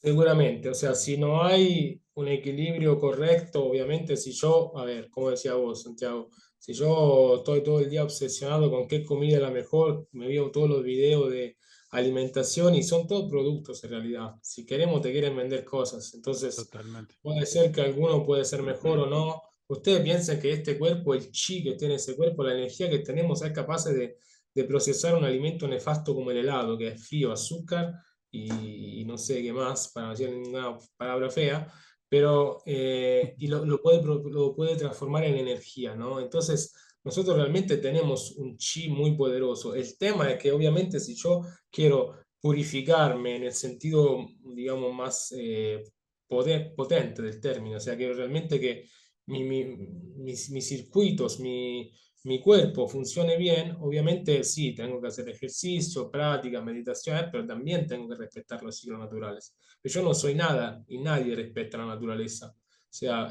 nosotros para nosotros un ciclo es una respiración, ¿sí? Un ciclo es un día y noche. Un ciclo es un año. ¿M? Un ciclo es la luna. Entonces tenemos un montón de ciclos. ¿Nosotros estamos en nuestro ciclo presente o no estamos en nuestro ciclo presente? Porque eso es pertenecer realmente primero, básico. Entonces, una vez que entramos en estos ciclos, ahí tengo que respetar los ciclos y mi práctica tiene que ser en relación al respeto de esos ciclos. Será una práctica mucho más potente y yo seré dueño de un cuerpo mucho más sano y a la vez si mi cuerpo se sana, también mi mente se sana. Pero la verdad que nosotros sabemos que la mente es yang, el cuerpo es yin. ¿Cuál es el problema mayor que tenemos en esta sociedad? Que es una sociedad totalmente de yang. Entonces nosotros siempre buscamos yang, siempre buscamos la mente y no hay una devolución de la mente hacia el cuerpo. Es solamente el cuerpo yin que abastece la mente. Entonces, esta cuestión es clave. O sea, si no hay vuelta de la mente hacia el cuerpo, la enfermedad es 100% segura, o sea, no hay forma que no te enfermes. Y lo mismo si no sigo los ciclos correctos. ¿M? Entonces, ¿cuándo me alimento? ¿Cuánto descanso? ¿Cuándo descanso? ¿De qué manera? ¿No? Y bueno, ahí va. Entonces, más que nada, antes de decir, bueno, lo que como, que obviamente no tiene que ser comida envenenada como estamos acá acostumbrados, que es una guerra química la que tenemos acá en la Argentina, básicamente, donde hasta se envenenan los niños por medio de la fumigación de la soja. Está bien, eso, pero también nuestro cuerpo tiene su poder. Entonces, la cuestión es esta. O me pongo, como decía vos, Santiago, en pos de víctima, que es lo que Foucault llama historia bíblica, o sea, de un pueblo víctima que al final de una forma u otra sale ganando, pero siempre víctima, siempre perdedor y siempre celebra su derrota, que es lo que hacen las fundaciones, por ejemplo, ¿no? Todas las fundaciones ambientalistas del mundo, ¿qué hacen? En lugar de decir, prevengamos la catástrofe ambiental, van a los damnificados, le sacan la entrevista y dicen, pobrecito, se va a morir de cáncer, le dan la palmadita acá y chao. Entonces eso es lo que hacen las fundaciones, ¿sí? Y todas las organizaciones que ustedes ven, la mayoría de las que no son asambleas territoriales, trabajan así. Entonces, si nosotros queremos poner en ese post, bueno, estamos ahí pasivos esperando que algo nos mate en la vida. Si no, decimos, bueno, trabajamos nuestra potencia del cuerpo, pase lo que pase afuera. Obviamente, tengo también que limitar los daños afuera, no es nada que soy, si me explota una bomba atómica, termino ahí. Pero es como encaro, ¿no? La cuestión, estoy diciendo siempre, bueno, espero que no me pase nada malo o voy realmente a resignificar mi vida, mi potencia vital a la luz de mi luz y la naturaleza, y después lo que pasa afuera lo tratamos de limitar, sí, pero tengo mi camino, no es que todo lo que me pasa afuera todo el tiempo, como decíamos antes, me pone de acá para allá. O sea, si no, soy víctima otra vez de un proceso de subjetivación que me viene de afuera, es que en realidad es totalmente hetero dirigido, o sea, heterónomo, no es autónomo de ninguna forma. Entonces, esa es un poco la idea. Primero tengo realmente que buscar mi centro, y mi centro son todas las células de mi cuerpo. ¿Puedo sentir el centro de cada célula de mi cuerpo? Bueno, cuando llegue a ese punto, el primer nivel, digamos, de buscar el centro lo terminé. Puedo ir más allá. Pero primero tengo que hacer eso, en relación con el cuerpo, no hay otra. Como no me queda otra si quiero entrar dentro de la potencia. Si no, estoy siempre en la subpotencia y no pertenezco nunca a nada y no voy a sobrevivir, muero. Punto. Claro. ¿Entienden? Entonces, este es el discurso. Es muy fácil, pero es muy complicado llegar a eso, porque la verdad que implica un conjunto no solamente de pensamientos, sino también de práctica, sino también de entrega, que es... Y hay muchas personas que comienzan en la mente, ¿no? Como que su curiosidad sobre el mundo, la realidad y sobre su propia naturaleza comienza en la mente y empiezan a interesarse por la filosofía, la religión y todo eso, y de repente se vuelcan al cuerpo. Otras personas empiezan en el cuerpo y esa bienestar y esa armonía con su cuerpo como que empieza a despertar otra curiosidad y tal vez ahí es donde van a la mente, ¿no? Como que no creo que haya un camino específico, pero sí hay que unificar estas dos fuentes que son una al final, ¿no? Y Eh, seguro, el tema es también que nosotros, a ver, la inspiración la tenemos del cielo. sí, Entonces, el contacto con el cielo es fundamental, total, pero ese total, contacto con el cielo es un contacto que si no tiene una raíz buena en la tierra, es un contacto totalmente. equivocado. Es como decía, Entonces, no no, sé, no, porque, es como, no no, sé porque el si, cielo es sí, máximo perdón, que nosotros no lo podemos recibir, no lo podemos, totalmente. o sea, como si el caño, digamos, donde entra la luz está como retorcido, entonces entra una luz Tiene que ser, rara, no tiene, correcta. tiene que ser como un matrimonio entre el cielo y la tierra prácticamente. Es como, no sé si esto lo dijo, vos que sos más filósofo, esto no sé si esto lo dijeron, era como que, creo que fue Aristóteles o algo así, no sé, no, la verdad que no sé, pero era como era con los pies en la tierra y la mirada hacia el cielo, algo así. Sí. Sí, bueno, para mí esa frase es hermosa, es como, es lo que es. ¿Ibas a decir algo, Lucas? Sí, no, hablando como de esto también de la importancia así de estar por ahí mirando, teniendo una perspectiva desde lo alto, pero siempre sin perder los pies en la tierra. ¿Qué relación tenés con la permacultura también, como esta relación con la tierra? ¿Cómo mirás desde tu enfoque eso? Bueno, a mí la verdad que me parece una cosa muy linda la permacultura. Eh, Algo practiqué cuando vivía en Neuquén, a nivel de huerta, por ejemplo, algo de bioconstrucción. Me parece una forma correcta de vivir, respetuosa, porque la verdad que nosotros si pensamos que la mayoría de los edificios en que vivimos nosotros están hechos de metales y piedras y cemento, y la mayoría de los elementos, digamos, sí, los elementos, los materiales de construcción son materiales que vienen del subsuelo. Entonces, en realidad lo correcto es que lo que está abajo tiene que estar abajo, lo que está arriba tiene que estar arriba.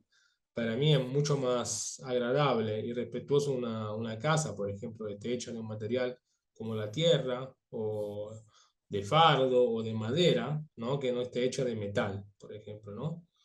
Y además es una cosa que se plantea, como dice la palabra misma, ¿no? Permanencia.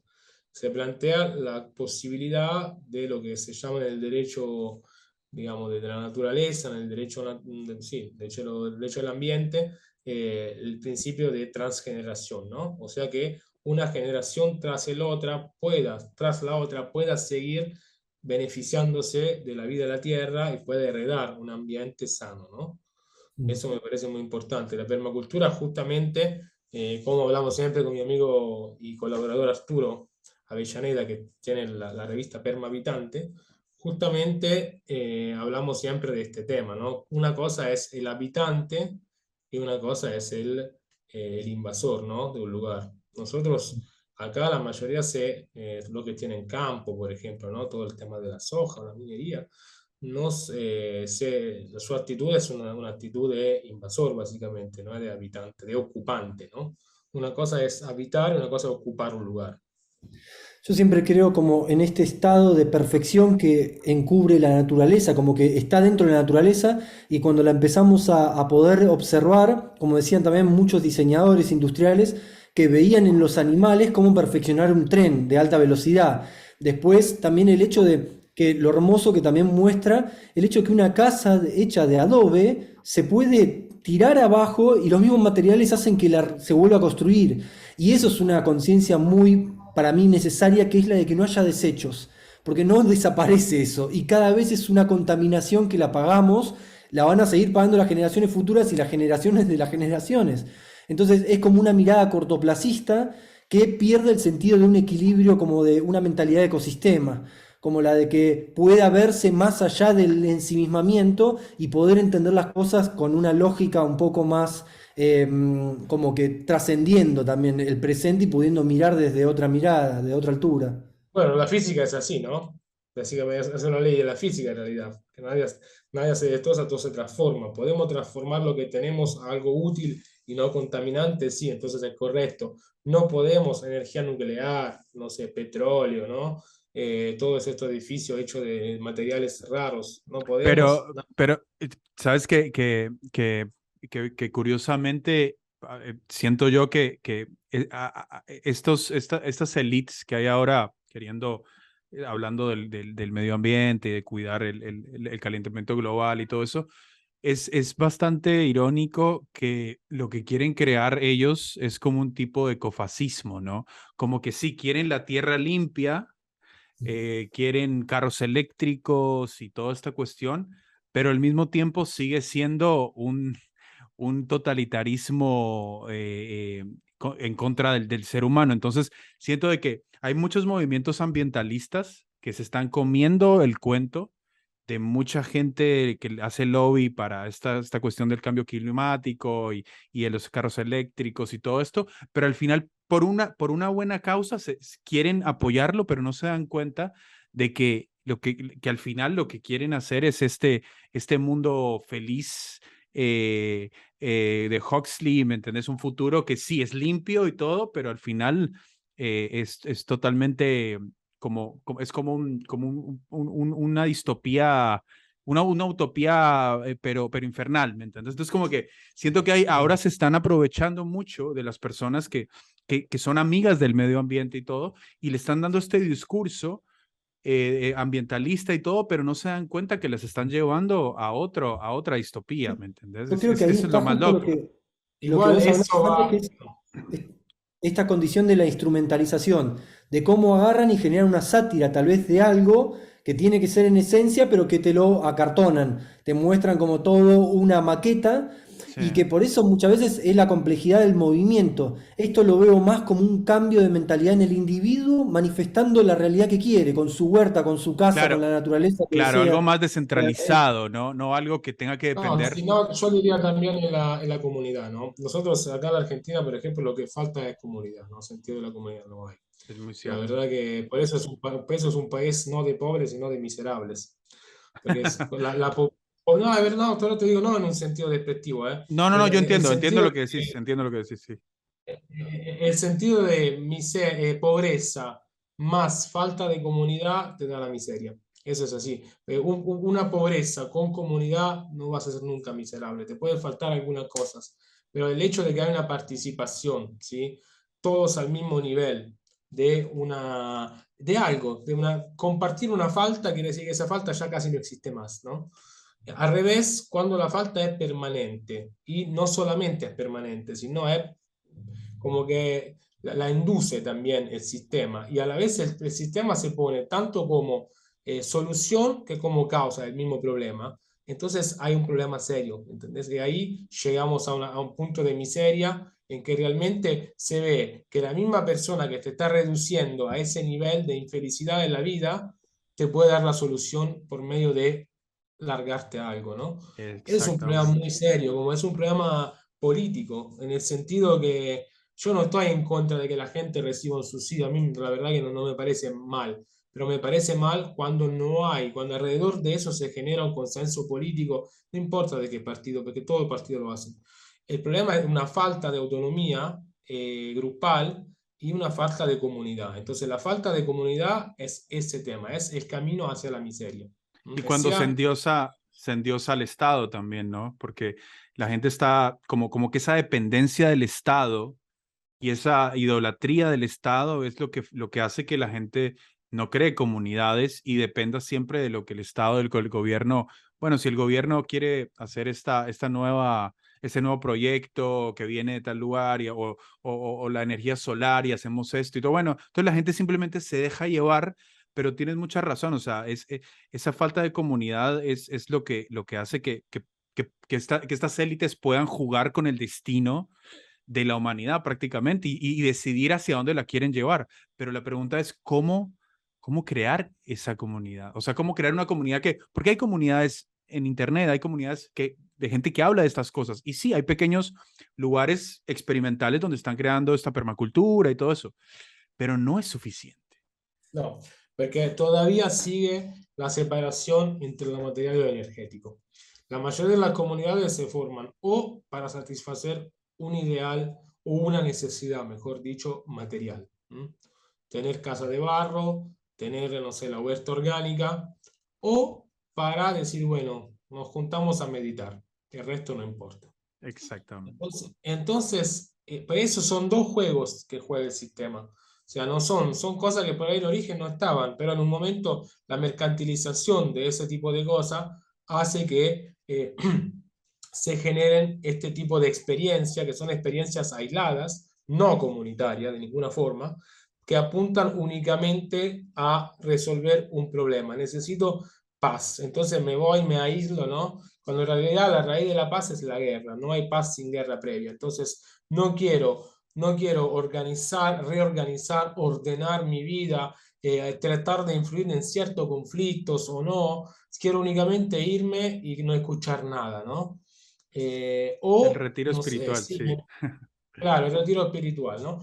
O quiero ir todo el día a tocar el bombo, y no me importa nada, me importa solo que yo pueda producir, no sé, mis verduras orgánicas para mí, en mi familia, en mis amigos, o tener, no sé, mi auto que vaya con un combustible reciclado, que está perfecto, hay gente trabajando en eso, me parece genial, pero o quiero una otra cosa material. Acá hay que, ese espacio hay que ampliarlo realmente y apuntar a esta conjunción de la parte material con la parte espiritual. Yo estoy pensando con una compañera hacer un proyecto de este tipo en Río Negro, todavía no esperemos que salga porque estamos en la prehistoria de todo eso todavía, pero justamente para hacer un lugar donde se puedan hacer de a poco, ir construyéndolo. Primero, una serie de prácticas, de seminarios, de cursos, también de meditaciones, también de ceremonias mapuche que hacer la Patagonia, y tener un espacio para realmente articular esto, pero no tipo retiro espiritual, Qué bueno, ¿no? qué bueno. Es una cosa que tenga también un arraigo con el territorio, ¿no? Es que tenga que ver también con la Lo que historia de le ese lugar. falta, ¿no? Lo que le falta, porque como vos bien decís, o sea, yo creo que hay gente que hace eso que vos decís, como que, oye, yo quiero mi huerta, yo quiero mi reciclado, mi todo, pero tal vez no tiene aliados. Entonces dice, bueno, si mi opción es o me voy al campo y vivo de esta manera, o me quedo en la ciudad y vivo de una manera que no quiero vivir. Entonces, como que yo creo que hay gente que sí, tal vez es como que es muy individualista en su vida, en la vida que quieren llevar, pero también hay gente que no tiene aquí, o sea, tal vez si tuviera la oportunidad, encontrara, digamos, un proyecto de gente que está haciendo algo así y se siente acompañada, bueno, tal vez como que ya no pensaría tanto en solo yo, solo mi comida, solo, y lo haría, pero creo que está todo tan disperso y tan aislado, y la gente también, o sea, ponete a pensar, es como que, digamos que, no sé, yo quiero una vida así, pero yo me tengo que ir a vivir no sé, a Córdoba, pero realmente este proyecto que de esta gente, esta comunidad está en Neuquén. Entonces, yo me tengo que ir a Córdoba, entonces no me voy a poder ir a Neuquén porque va en contra de mi trabajo que tengo que hacer en Córdoba. Entonces, como que siento de que está tan aislado que a veces la gente sí tiene ganas de tener una comunidad así, pero las circunstancias de la vida como que no hace no hacen que la gente se junte y por eso creo que está bueno que que sucedan estas cosas como las que vos estás planteando, lo que quieres hacer, porque también hasta le da una base más sagrada detrás, ¿no? Como que no es solo, Sí, es una conferencia de permacultura y todo, ¿no? Como que hay todo una cosmovisión, si le quieres ver hablar, decir, donde la gente ¿no? encuentra también como un sentido más allá de solo lo ambiental, ¿no? O sea, porque si solo lo ambiental es eh, como... es que es fundamental, porque la verdad, si queremos hablar de sanación, es eso el sentido, ¿no? No es decir, ah, bueno, me voy a hacer un fin de semana a las termas, que yo también lo hago, así que no hay pero no es, lo tomo como vacación, ¿no? Como momento de Claro. recuperar. No, no es el, digamos, ¿no?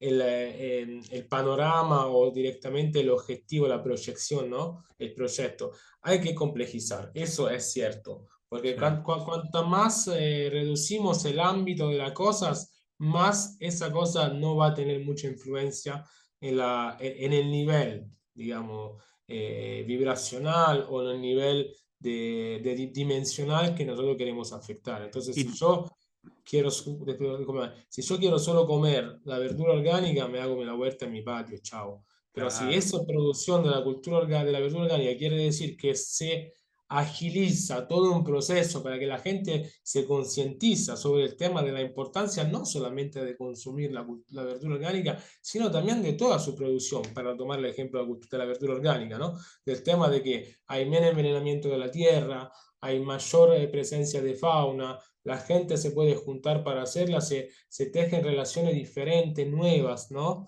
Alrededor de eso. Y eso es muy Claro, importante.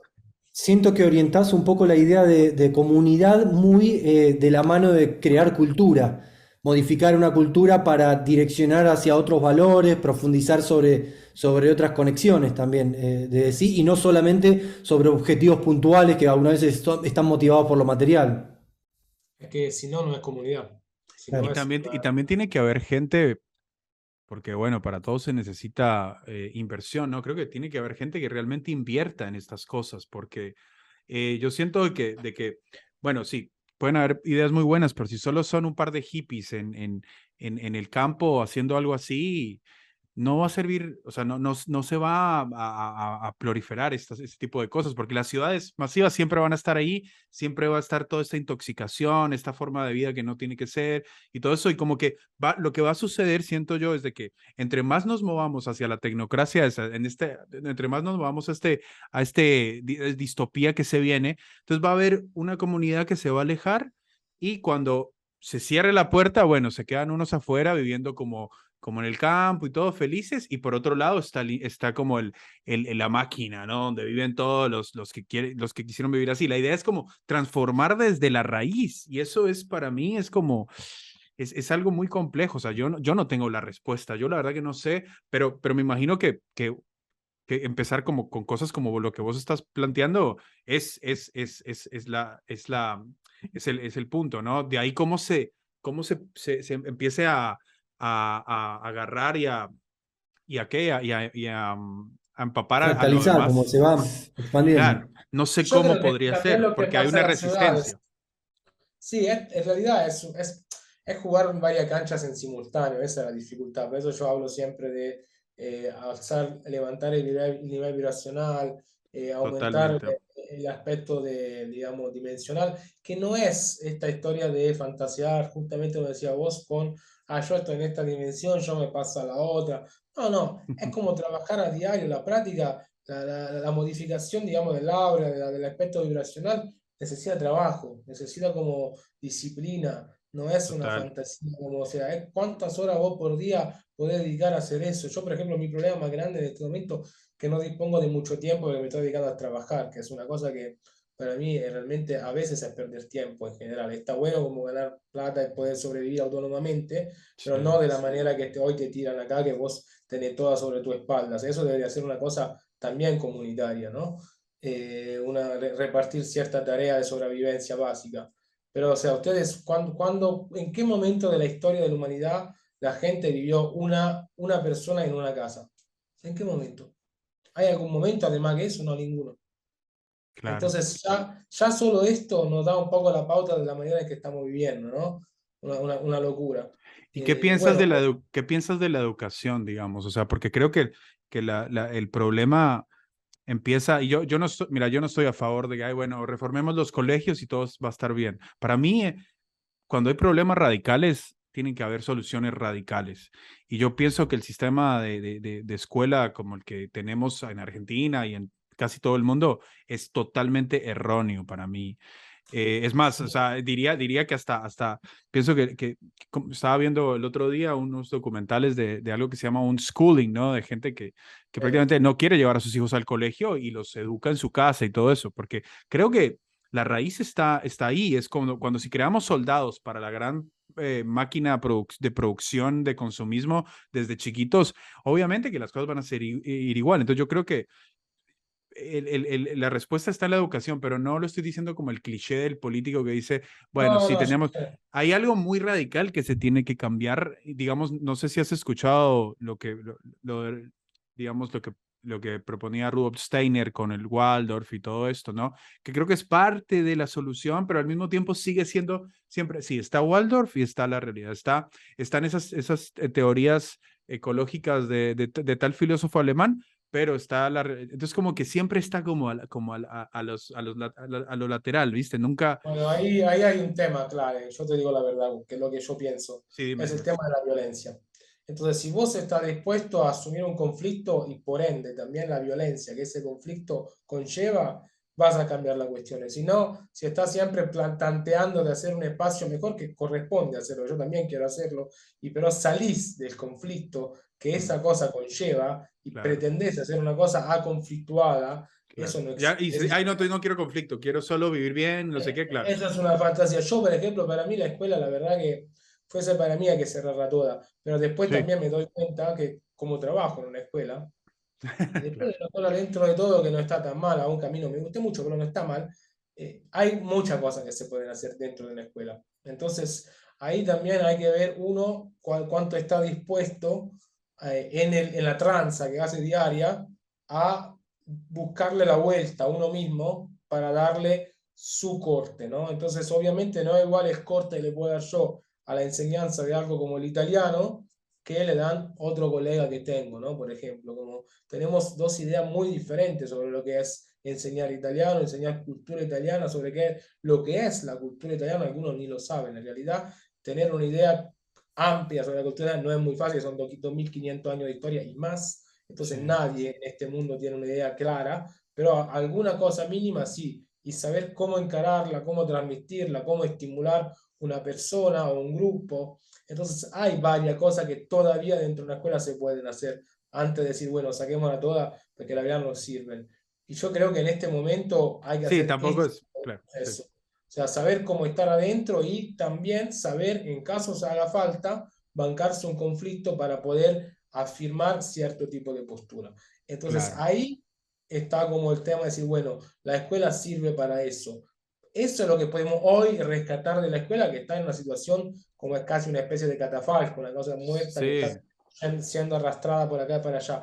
Y una cosa para totalmente. mí importantísima es que los chicos no tienen que estar sentados todo ese tiempo. No, no, no, Eso yo para nada, para estoy nada, para nada, totalmente en contra de que estén todas esas totalmente. horas sentados. Para mí es una cosa loca. Y sin embargo, hay que buscar la vuelta para que eso no se dé, porque Y hoy día esta no es... cuestión de repetición, de que aprendo por memorizar y la cuestión de la memorización y todo eso, o sea, yo te lo digo como alguien que experimentó el colegio, ¿no? Es como, para mí era un martirio y no era porque yo era una persona que, o sea, imagínate, yo terminé siendo una persona muy curiosa, realmente, que el mundo me interesa y no solo me interesa la historia, me interesa la filosofía, me interesa la ciencia, me interesa todo, pero ¿qué pasa? Estaba en un lugar donde realmente eso, o sea, la inspiración era lo que no existía, ¿me entendés? Entonces, Bueno, como que eso es otro tema, hay que ver, porque el tema también de los programas es complejo. La verdad es que la gestión complejo. del saber y el disciplinamiento que conlleva la escuela, como son cosas que yo también como docente la sufro, porque en realidad, a pesar de que tengo bastante libertad, porque por suerte en Provincia de Buenos Aires no hay italiano curricular en el Ministerio de Educación, entonces yo la verdad que hago yo mi proyecto y siempre son muy buenos, la verdad Ah, que... excelente. Bueno, hay excepciones, obviamente. Claro, Yo por eso yo te digo, hay que saber estar en los espacios, ¿sí? Hay que saber medir, saber hasta dónde uno puede pisar, hasta dónde no. Es como la manera también de ser como un poco atento y si uno manejó conflictos, situaciones de conflicto en la vida, sabe cómo se hacen estas cosas. Pero el tema es que hay que asumir que es una situación de de conflicto. conflicto. Y una pregunta, ¿cuál es tu propósito, digamos? Cuéntanos un poquito y así ya vamos terminando, un poquito de tu podcast de Mundos Paralelos, Periodismo Filosófico. Cuéntanos Y Cosmovisión. Y y Cosmovisión. Cosmovisión, y Cosmovisión.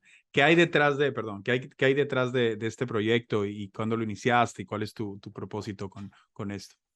Bueno, lo empecé en el 2020, durante el encierro, y un poco de casualidad, porque justamente como te nombraba mi amigo y compañero Arturo Avellaneda, que a la época estaba haciendo eso también, me tiró un poco la propuesta. Dice, ¿por qué no empezás a hacer una producción de reflexión? Y sí, la verdad que empecé a hacer esto con un poco de, así, de mareo, sin saber bien. Al principio tenía una idea, entonces planteé primero una metodología. Ustedes si van a la parte de Spotify, de Mundo Paralelo, Periodismo Filosófico y Confusión, encuentran todos los podcasts, aparte de los últimos que no los subí todavía, pero los primeros son metodológicos, o sea, hablan de qué es el periodismo filosófico, qué es la ontología del presente, de dónde viene esa idea de la ilustración, ¿no? Y de la pregunta fundamental sobre el presente.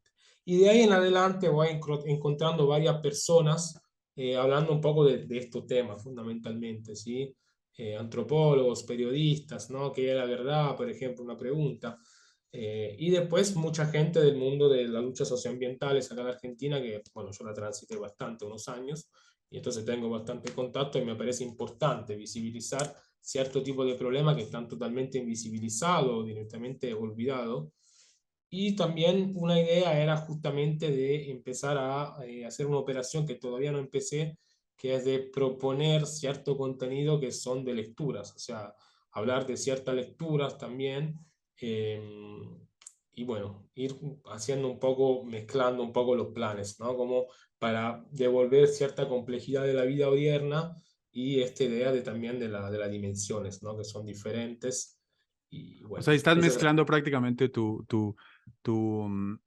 lado filosófico, lo que estudiaste también, tus intereses medioambientales, de la permacultura, o sea, prácticamente estás queriendo fusionar ahí todo y ver Sí, cómo, tratar digamos, de pensar en voz alta junto con otras personas o también directamente hacia la audiencia y esperar que eso genere un poco, digamos, un eco, ¿no? Una cosa de, un poco de concientización, un poco también de una invitación a la reflexión sobre todo, ¿no? claro, Por ahí que es algo decía, que falta bastante ahora, realmente. sí, sí, el tema es que yo usé esta forma en lugar de ponerme a escribir por diferentes razones. Creo que la escritura sigue siendo la metodología quizás más valiosa porque también es lo que queda más en el tiempo. También esto no se sabe, lo grabamos, lo subimos ahí y no se sabe qué va a ser también de la red. Y qué sé yo, no sé, pero está bien, como me pareció útil también para mí para ordenar las ideas. Obviamente, lamentablemente me están faltando los tiempos para armar Ejecutarlo, claro. un proyecto más, digamos, sistemático, también más orientado a la difusión de ciertas ideas y a la elaboración, ¿no?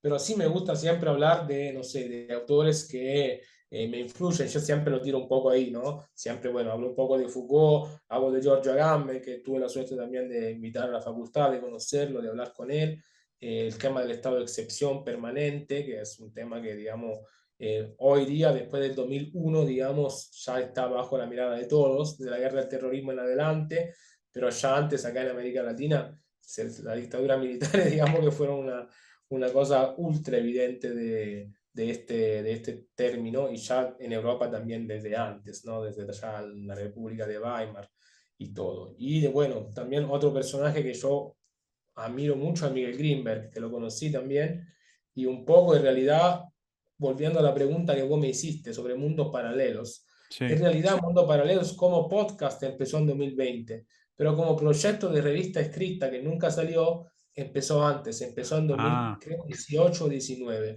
Entonces era la idea de hacer una entrevista, perdón, una revista que fuese un poco una especie de actualización de la revista Mutantia que hizo Miguel Greenberg acá en los 70 y los 80.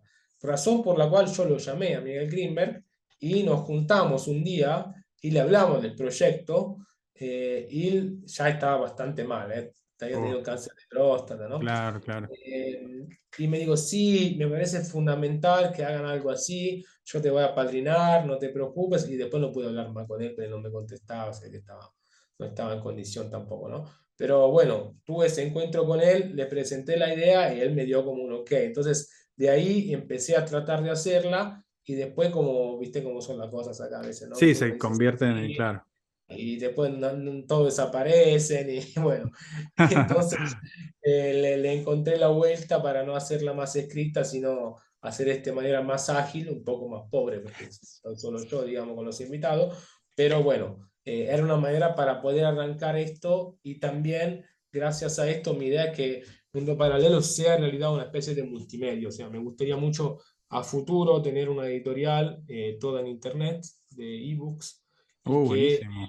sí, es mi idea también, sobre todo de cosas de cierta cosa de cultura italiana, de traducción Ah, o específica, que pero van en esa dirección, digamos. y estás leyendo, perdón, estás escribiendo, porque vi que escribiste un libro sobre fracking. ¿Estás escribiendo ahorita tienes algún plan de escribir algún libro sobre todos estos temas que hablamos hoy o No, estás en pausa ahí? no, yo tengo mi tesis de doctorado que no pude terminar, que está un poco avanzada, bastante avanzada, y hay algunos capítulos, sobre todo sobre este tema de la filosofía de la pertenencia, que me gustaría poder retomar. Ahí hay autores tipo, no sé, Schelling, que es un autor que es bastante poco conocido, ¿no? Schelling, Otro sí, que sí. se llama Simondon, que también retoma un poco ese tipo de pensamiento sobre el tema de la subjetivación. Es un filósofo de la tecnología, en realidad, pero muy interesante, también de la psicología, filosofía de la psicología, filosofía de la tecnología, también francés, de la década de los 50, 60. Y bueno, y después tengo una cantidad de libros que ven, algunos poquitos lo ven atrás mío, Sí, que acabo de recuperar mi biblioteca de mezcla de cosas entre espiritualidad, por ejemplo, y también lo que está pasando hoy día en el mundo es muy interesante, a pesar de que estamos al borde de la catástrofe, hasta de la guerra nuclear, quizás. sí, sí. Pero se está reconfigurando realmente el mundo y estas son cosas que también me interesan mucho, ¿no? Todo el tema que atraviesa un poco la guerra de divisas, por ejemplo, el tema de la energía, que como yo siempre digo a las personas que están luchando a pie del cañón acá, nosotros estamos teniendo un poder muy grande de influir sobre empresas que realmente son las que están generando conflictos como lo de Ucrania, por ejemplo, Total. y no tenemos la conciencia que tenemos una capacidad, nos falta la organización también, de poder influir sobre, por ejemplo, el andamiento bursátil de esas empresas. La bolsa de valores, teniendo una capacidad de poder expresarse en un inglés decente y mandar documentos donde corresponde, podríamos hacer perder mucha plata a esas empresas.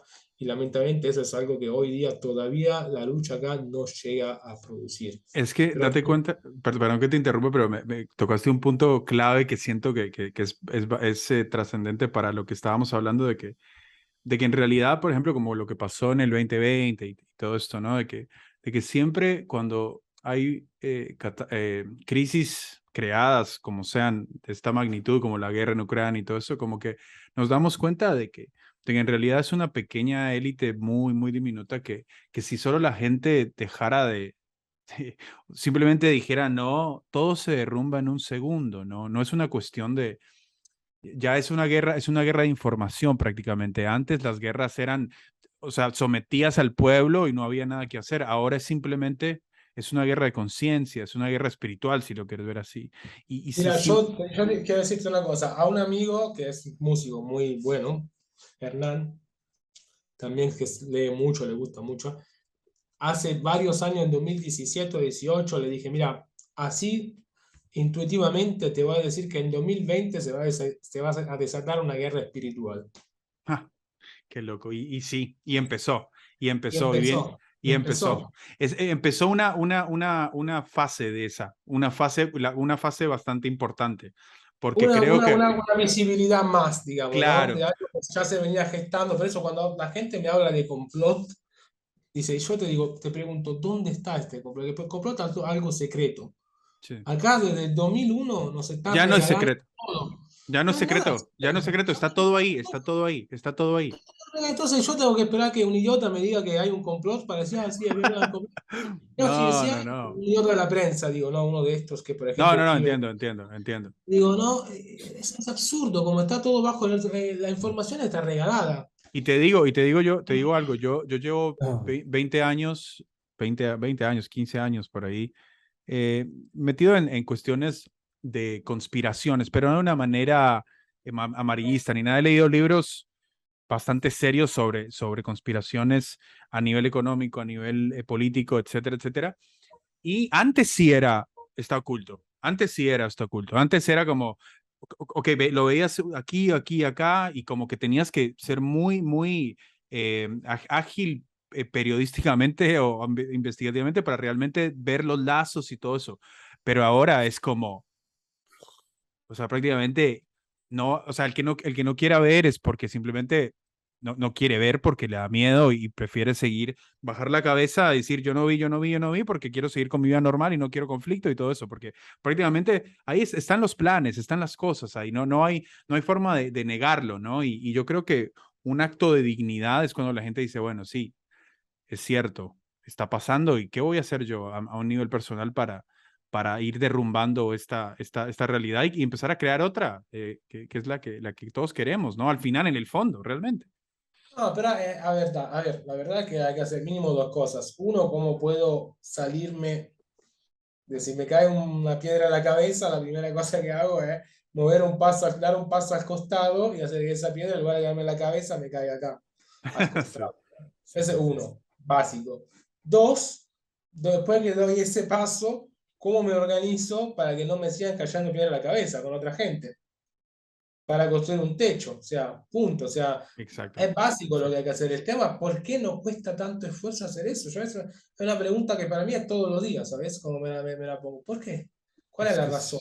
es que ¿El somos tantos miedo? individuos. ¿La enfermedad? No sé, la verdad, como que eso para mí es un misterio esto, ¿sabes?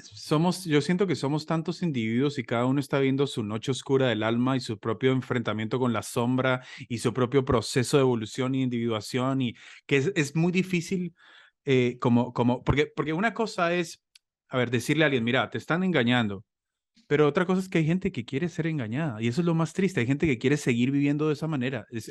Lo más loco es eso es lo más loco, que hay gente que no se ha interiorizado tanto su dignidad humana y su poder y su espíritu, que realmente son esclavos que quieren ser esclavos. Y eso es algo muy triste, pero es una realidad. O sea, no es como todos están ciegos, no, hay simplemente gente, yo prefiero ser esclavo, yo no tengo ni siquiera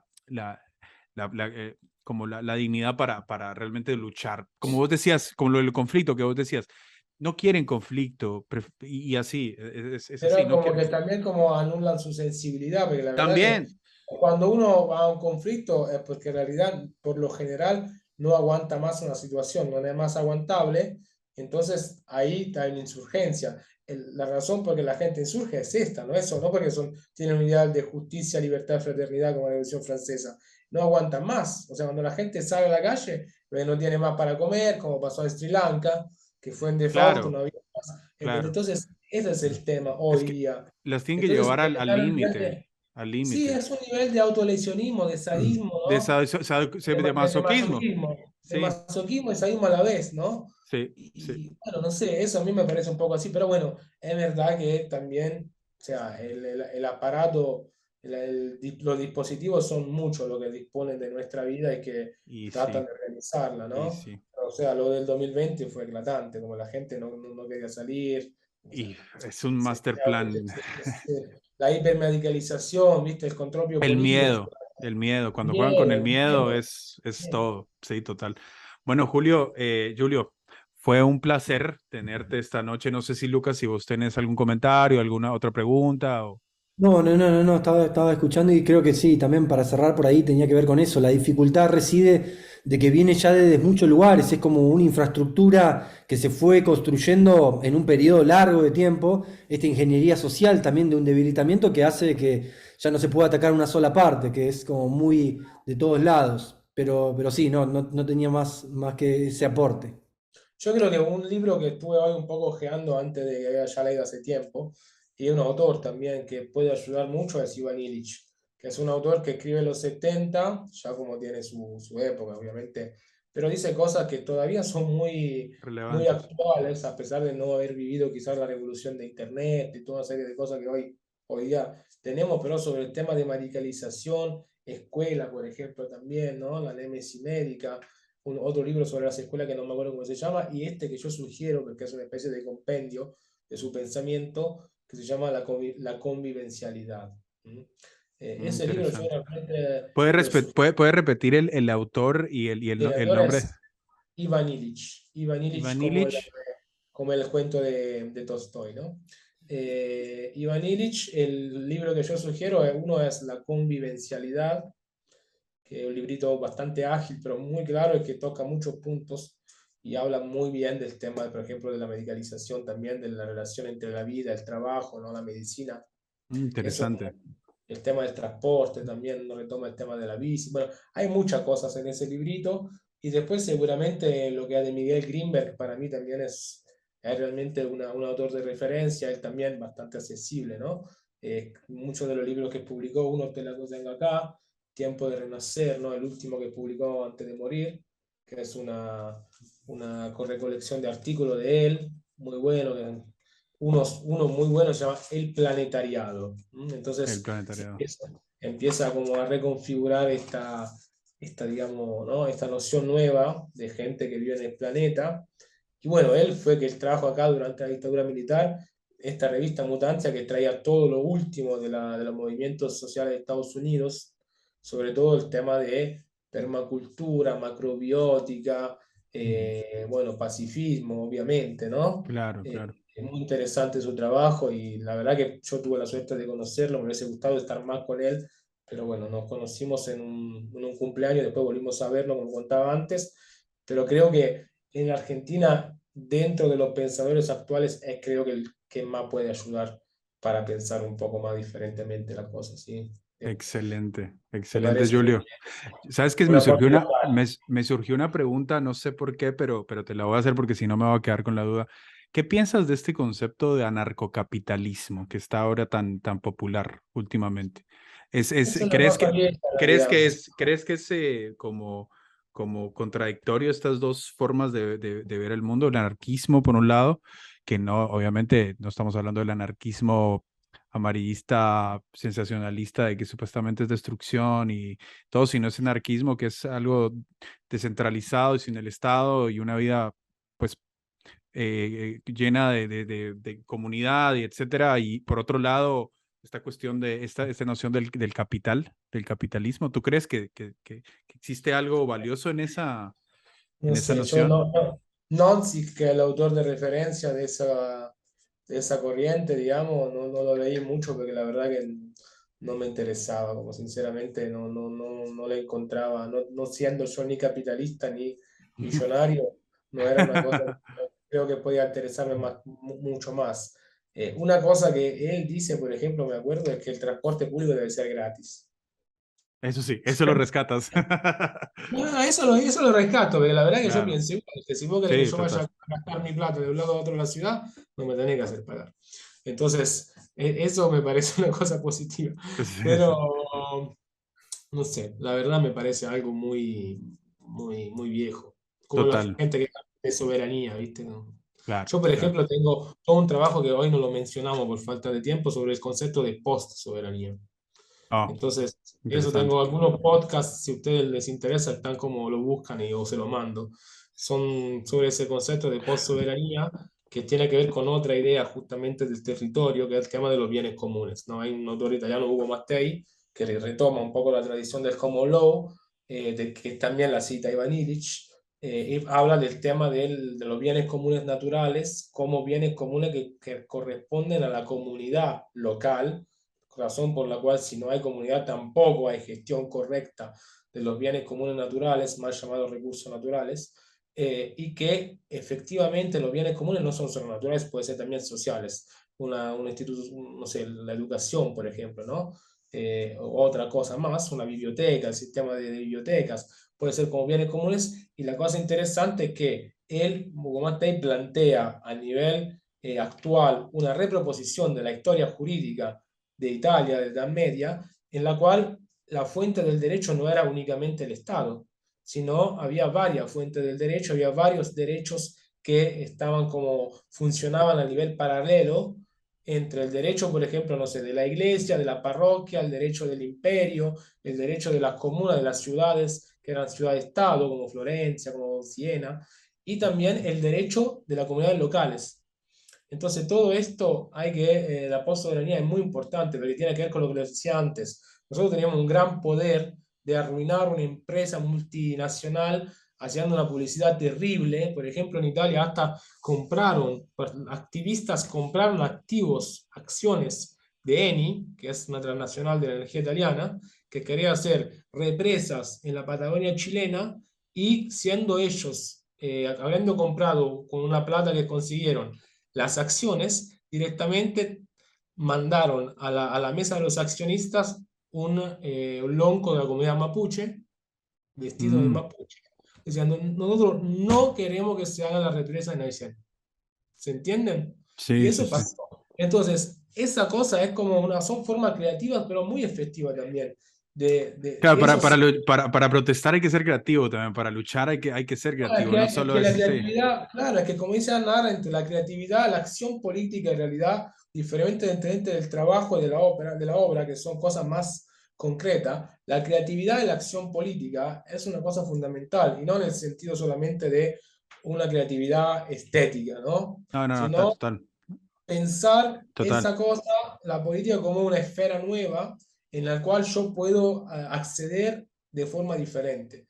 Por eso la relación con el territorio es muy importante y este tema de la postsoberanía es justamente eso, que si es verdad que estamos en un mundo de globalización, en el momento, en el umbral de un nuevo multipolarismo del mundo, también lo que somos pocos es que estamos en el territorio, el arraigo territorial, la vida, digamos, telúrica, nos permite de proyectar nuestro poder político más allá de nuestros territorios. Entonces, eso como es una dinámica que podemos aprovechar, que no se está aprovechando, porque el único reclamo que tenemos es hacia el intendente, el gobernador, a lo sumo el presidente.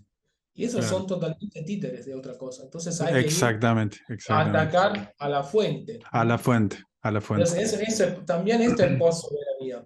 Entonces, eso es como la idea de pensar de una forma diferente el presente, analizarlo y tratar de afectar al presente de una forma mucho más tajante y efectiva que no sea el canónico reclamo con bombo y platillo, ¿viste? Y creativa, como vos dijiste, y creativa. Bueno, Sí, Julio, creativo es efectivo en ese sentido. bueno, nos despedimos de vos. Ha sido un placer, la verdad que nos encantó tu mente y la forma en que ves las cosas y creo que de este podcast y esta conversación van a salir muchas soluciones y van a sembrar muchas semillas en la mente de la gente que lo escuche, que lo vea. Veremos. Gracias por tu tiempo. Estamos muy No, gracias pendientes a de las ustedes. cosas que vayas sacando y bueno, antes de irnos, dinos dónde te pueden encontrar en internet, en Spotify o donde sea para que Bueno, la gente te busque. exactamente. En YouTube pueden buscar Mundo Paralelo Periodismo Filosófico, como ven ahí. También en Spotify. Son los dos canales que por ahora estamos usando. Y también en la plataforma Odiseo, ¿sí? Que es con Y y doble E al final, ¿sí? Odi, Odiseo. Odisea. Perfecto, ¿Mm? perfecto. Porque algunos videos que YouTube censura lo pueden ver ahí. Buenísimo, Ahí buenísimo. igual ponemos en la descripción tal vez los detalles de los libros que fuimos hablando y también links para que se puedan conectar a sus redes, a las Claro, redes. eso sería ideal. Yo también lo hago cuando tengo invitado con links, digamos. Perfecto. Bueno, gracias a todos por escuchar Agradecemos. y no olviden de suscribirse a Soma Podcast y bueno, un placer Lucas, un placer Julio. Gracias por Muchas estar acá. gracias, Santiago. Muchas gracias, Lucas. Y que sigan Gracias muy a bien. vos. Gracias, Chao. suerte. Chao.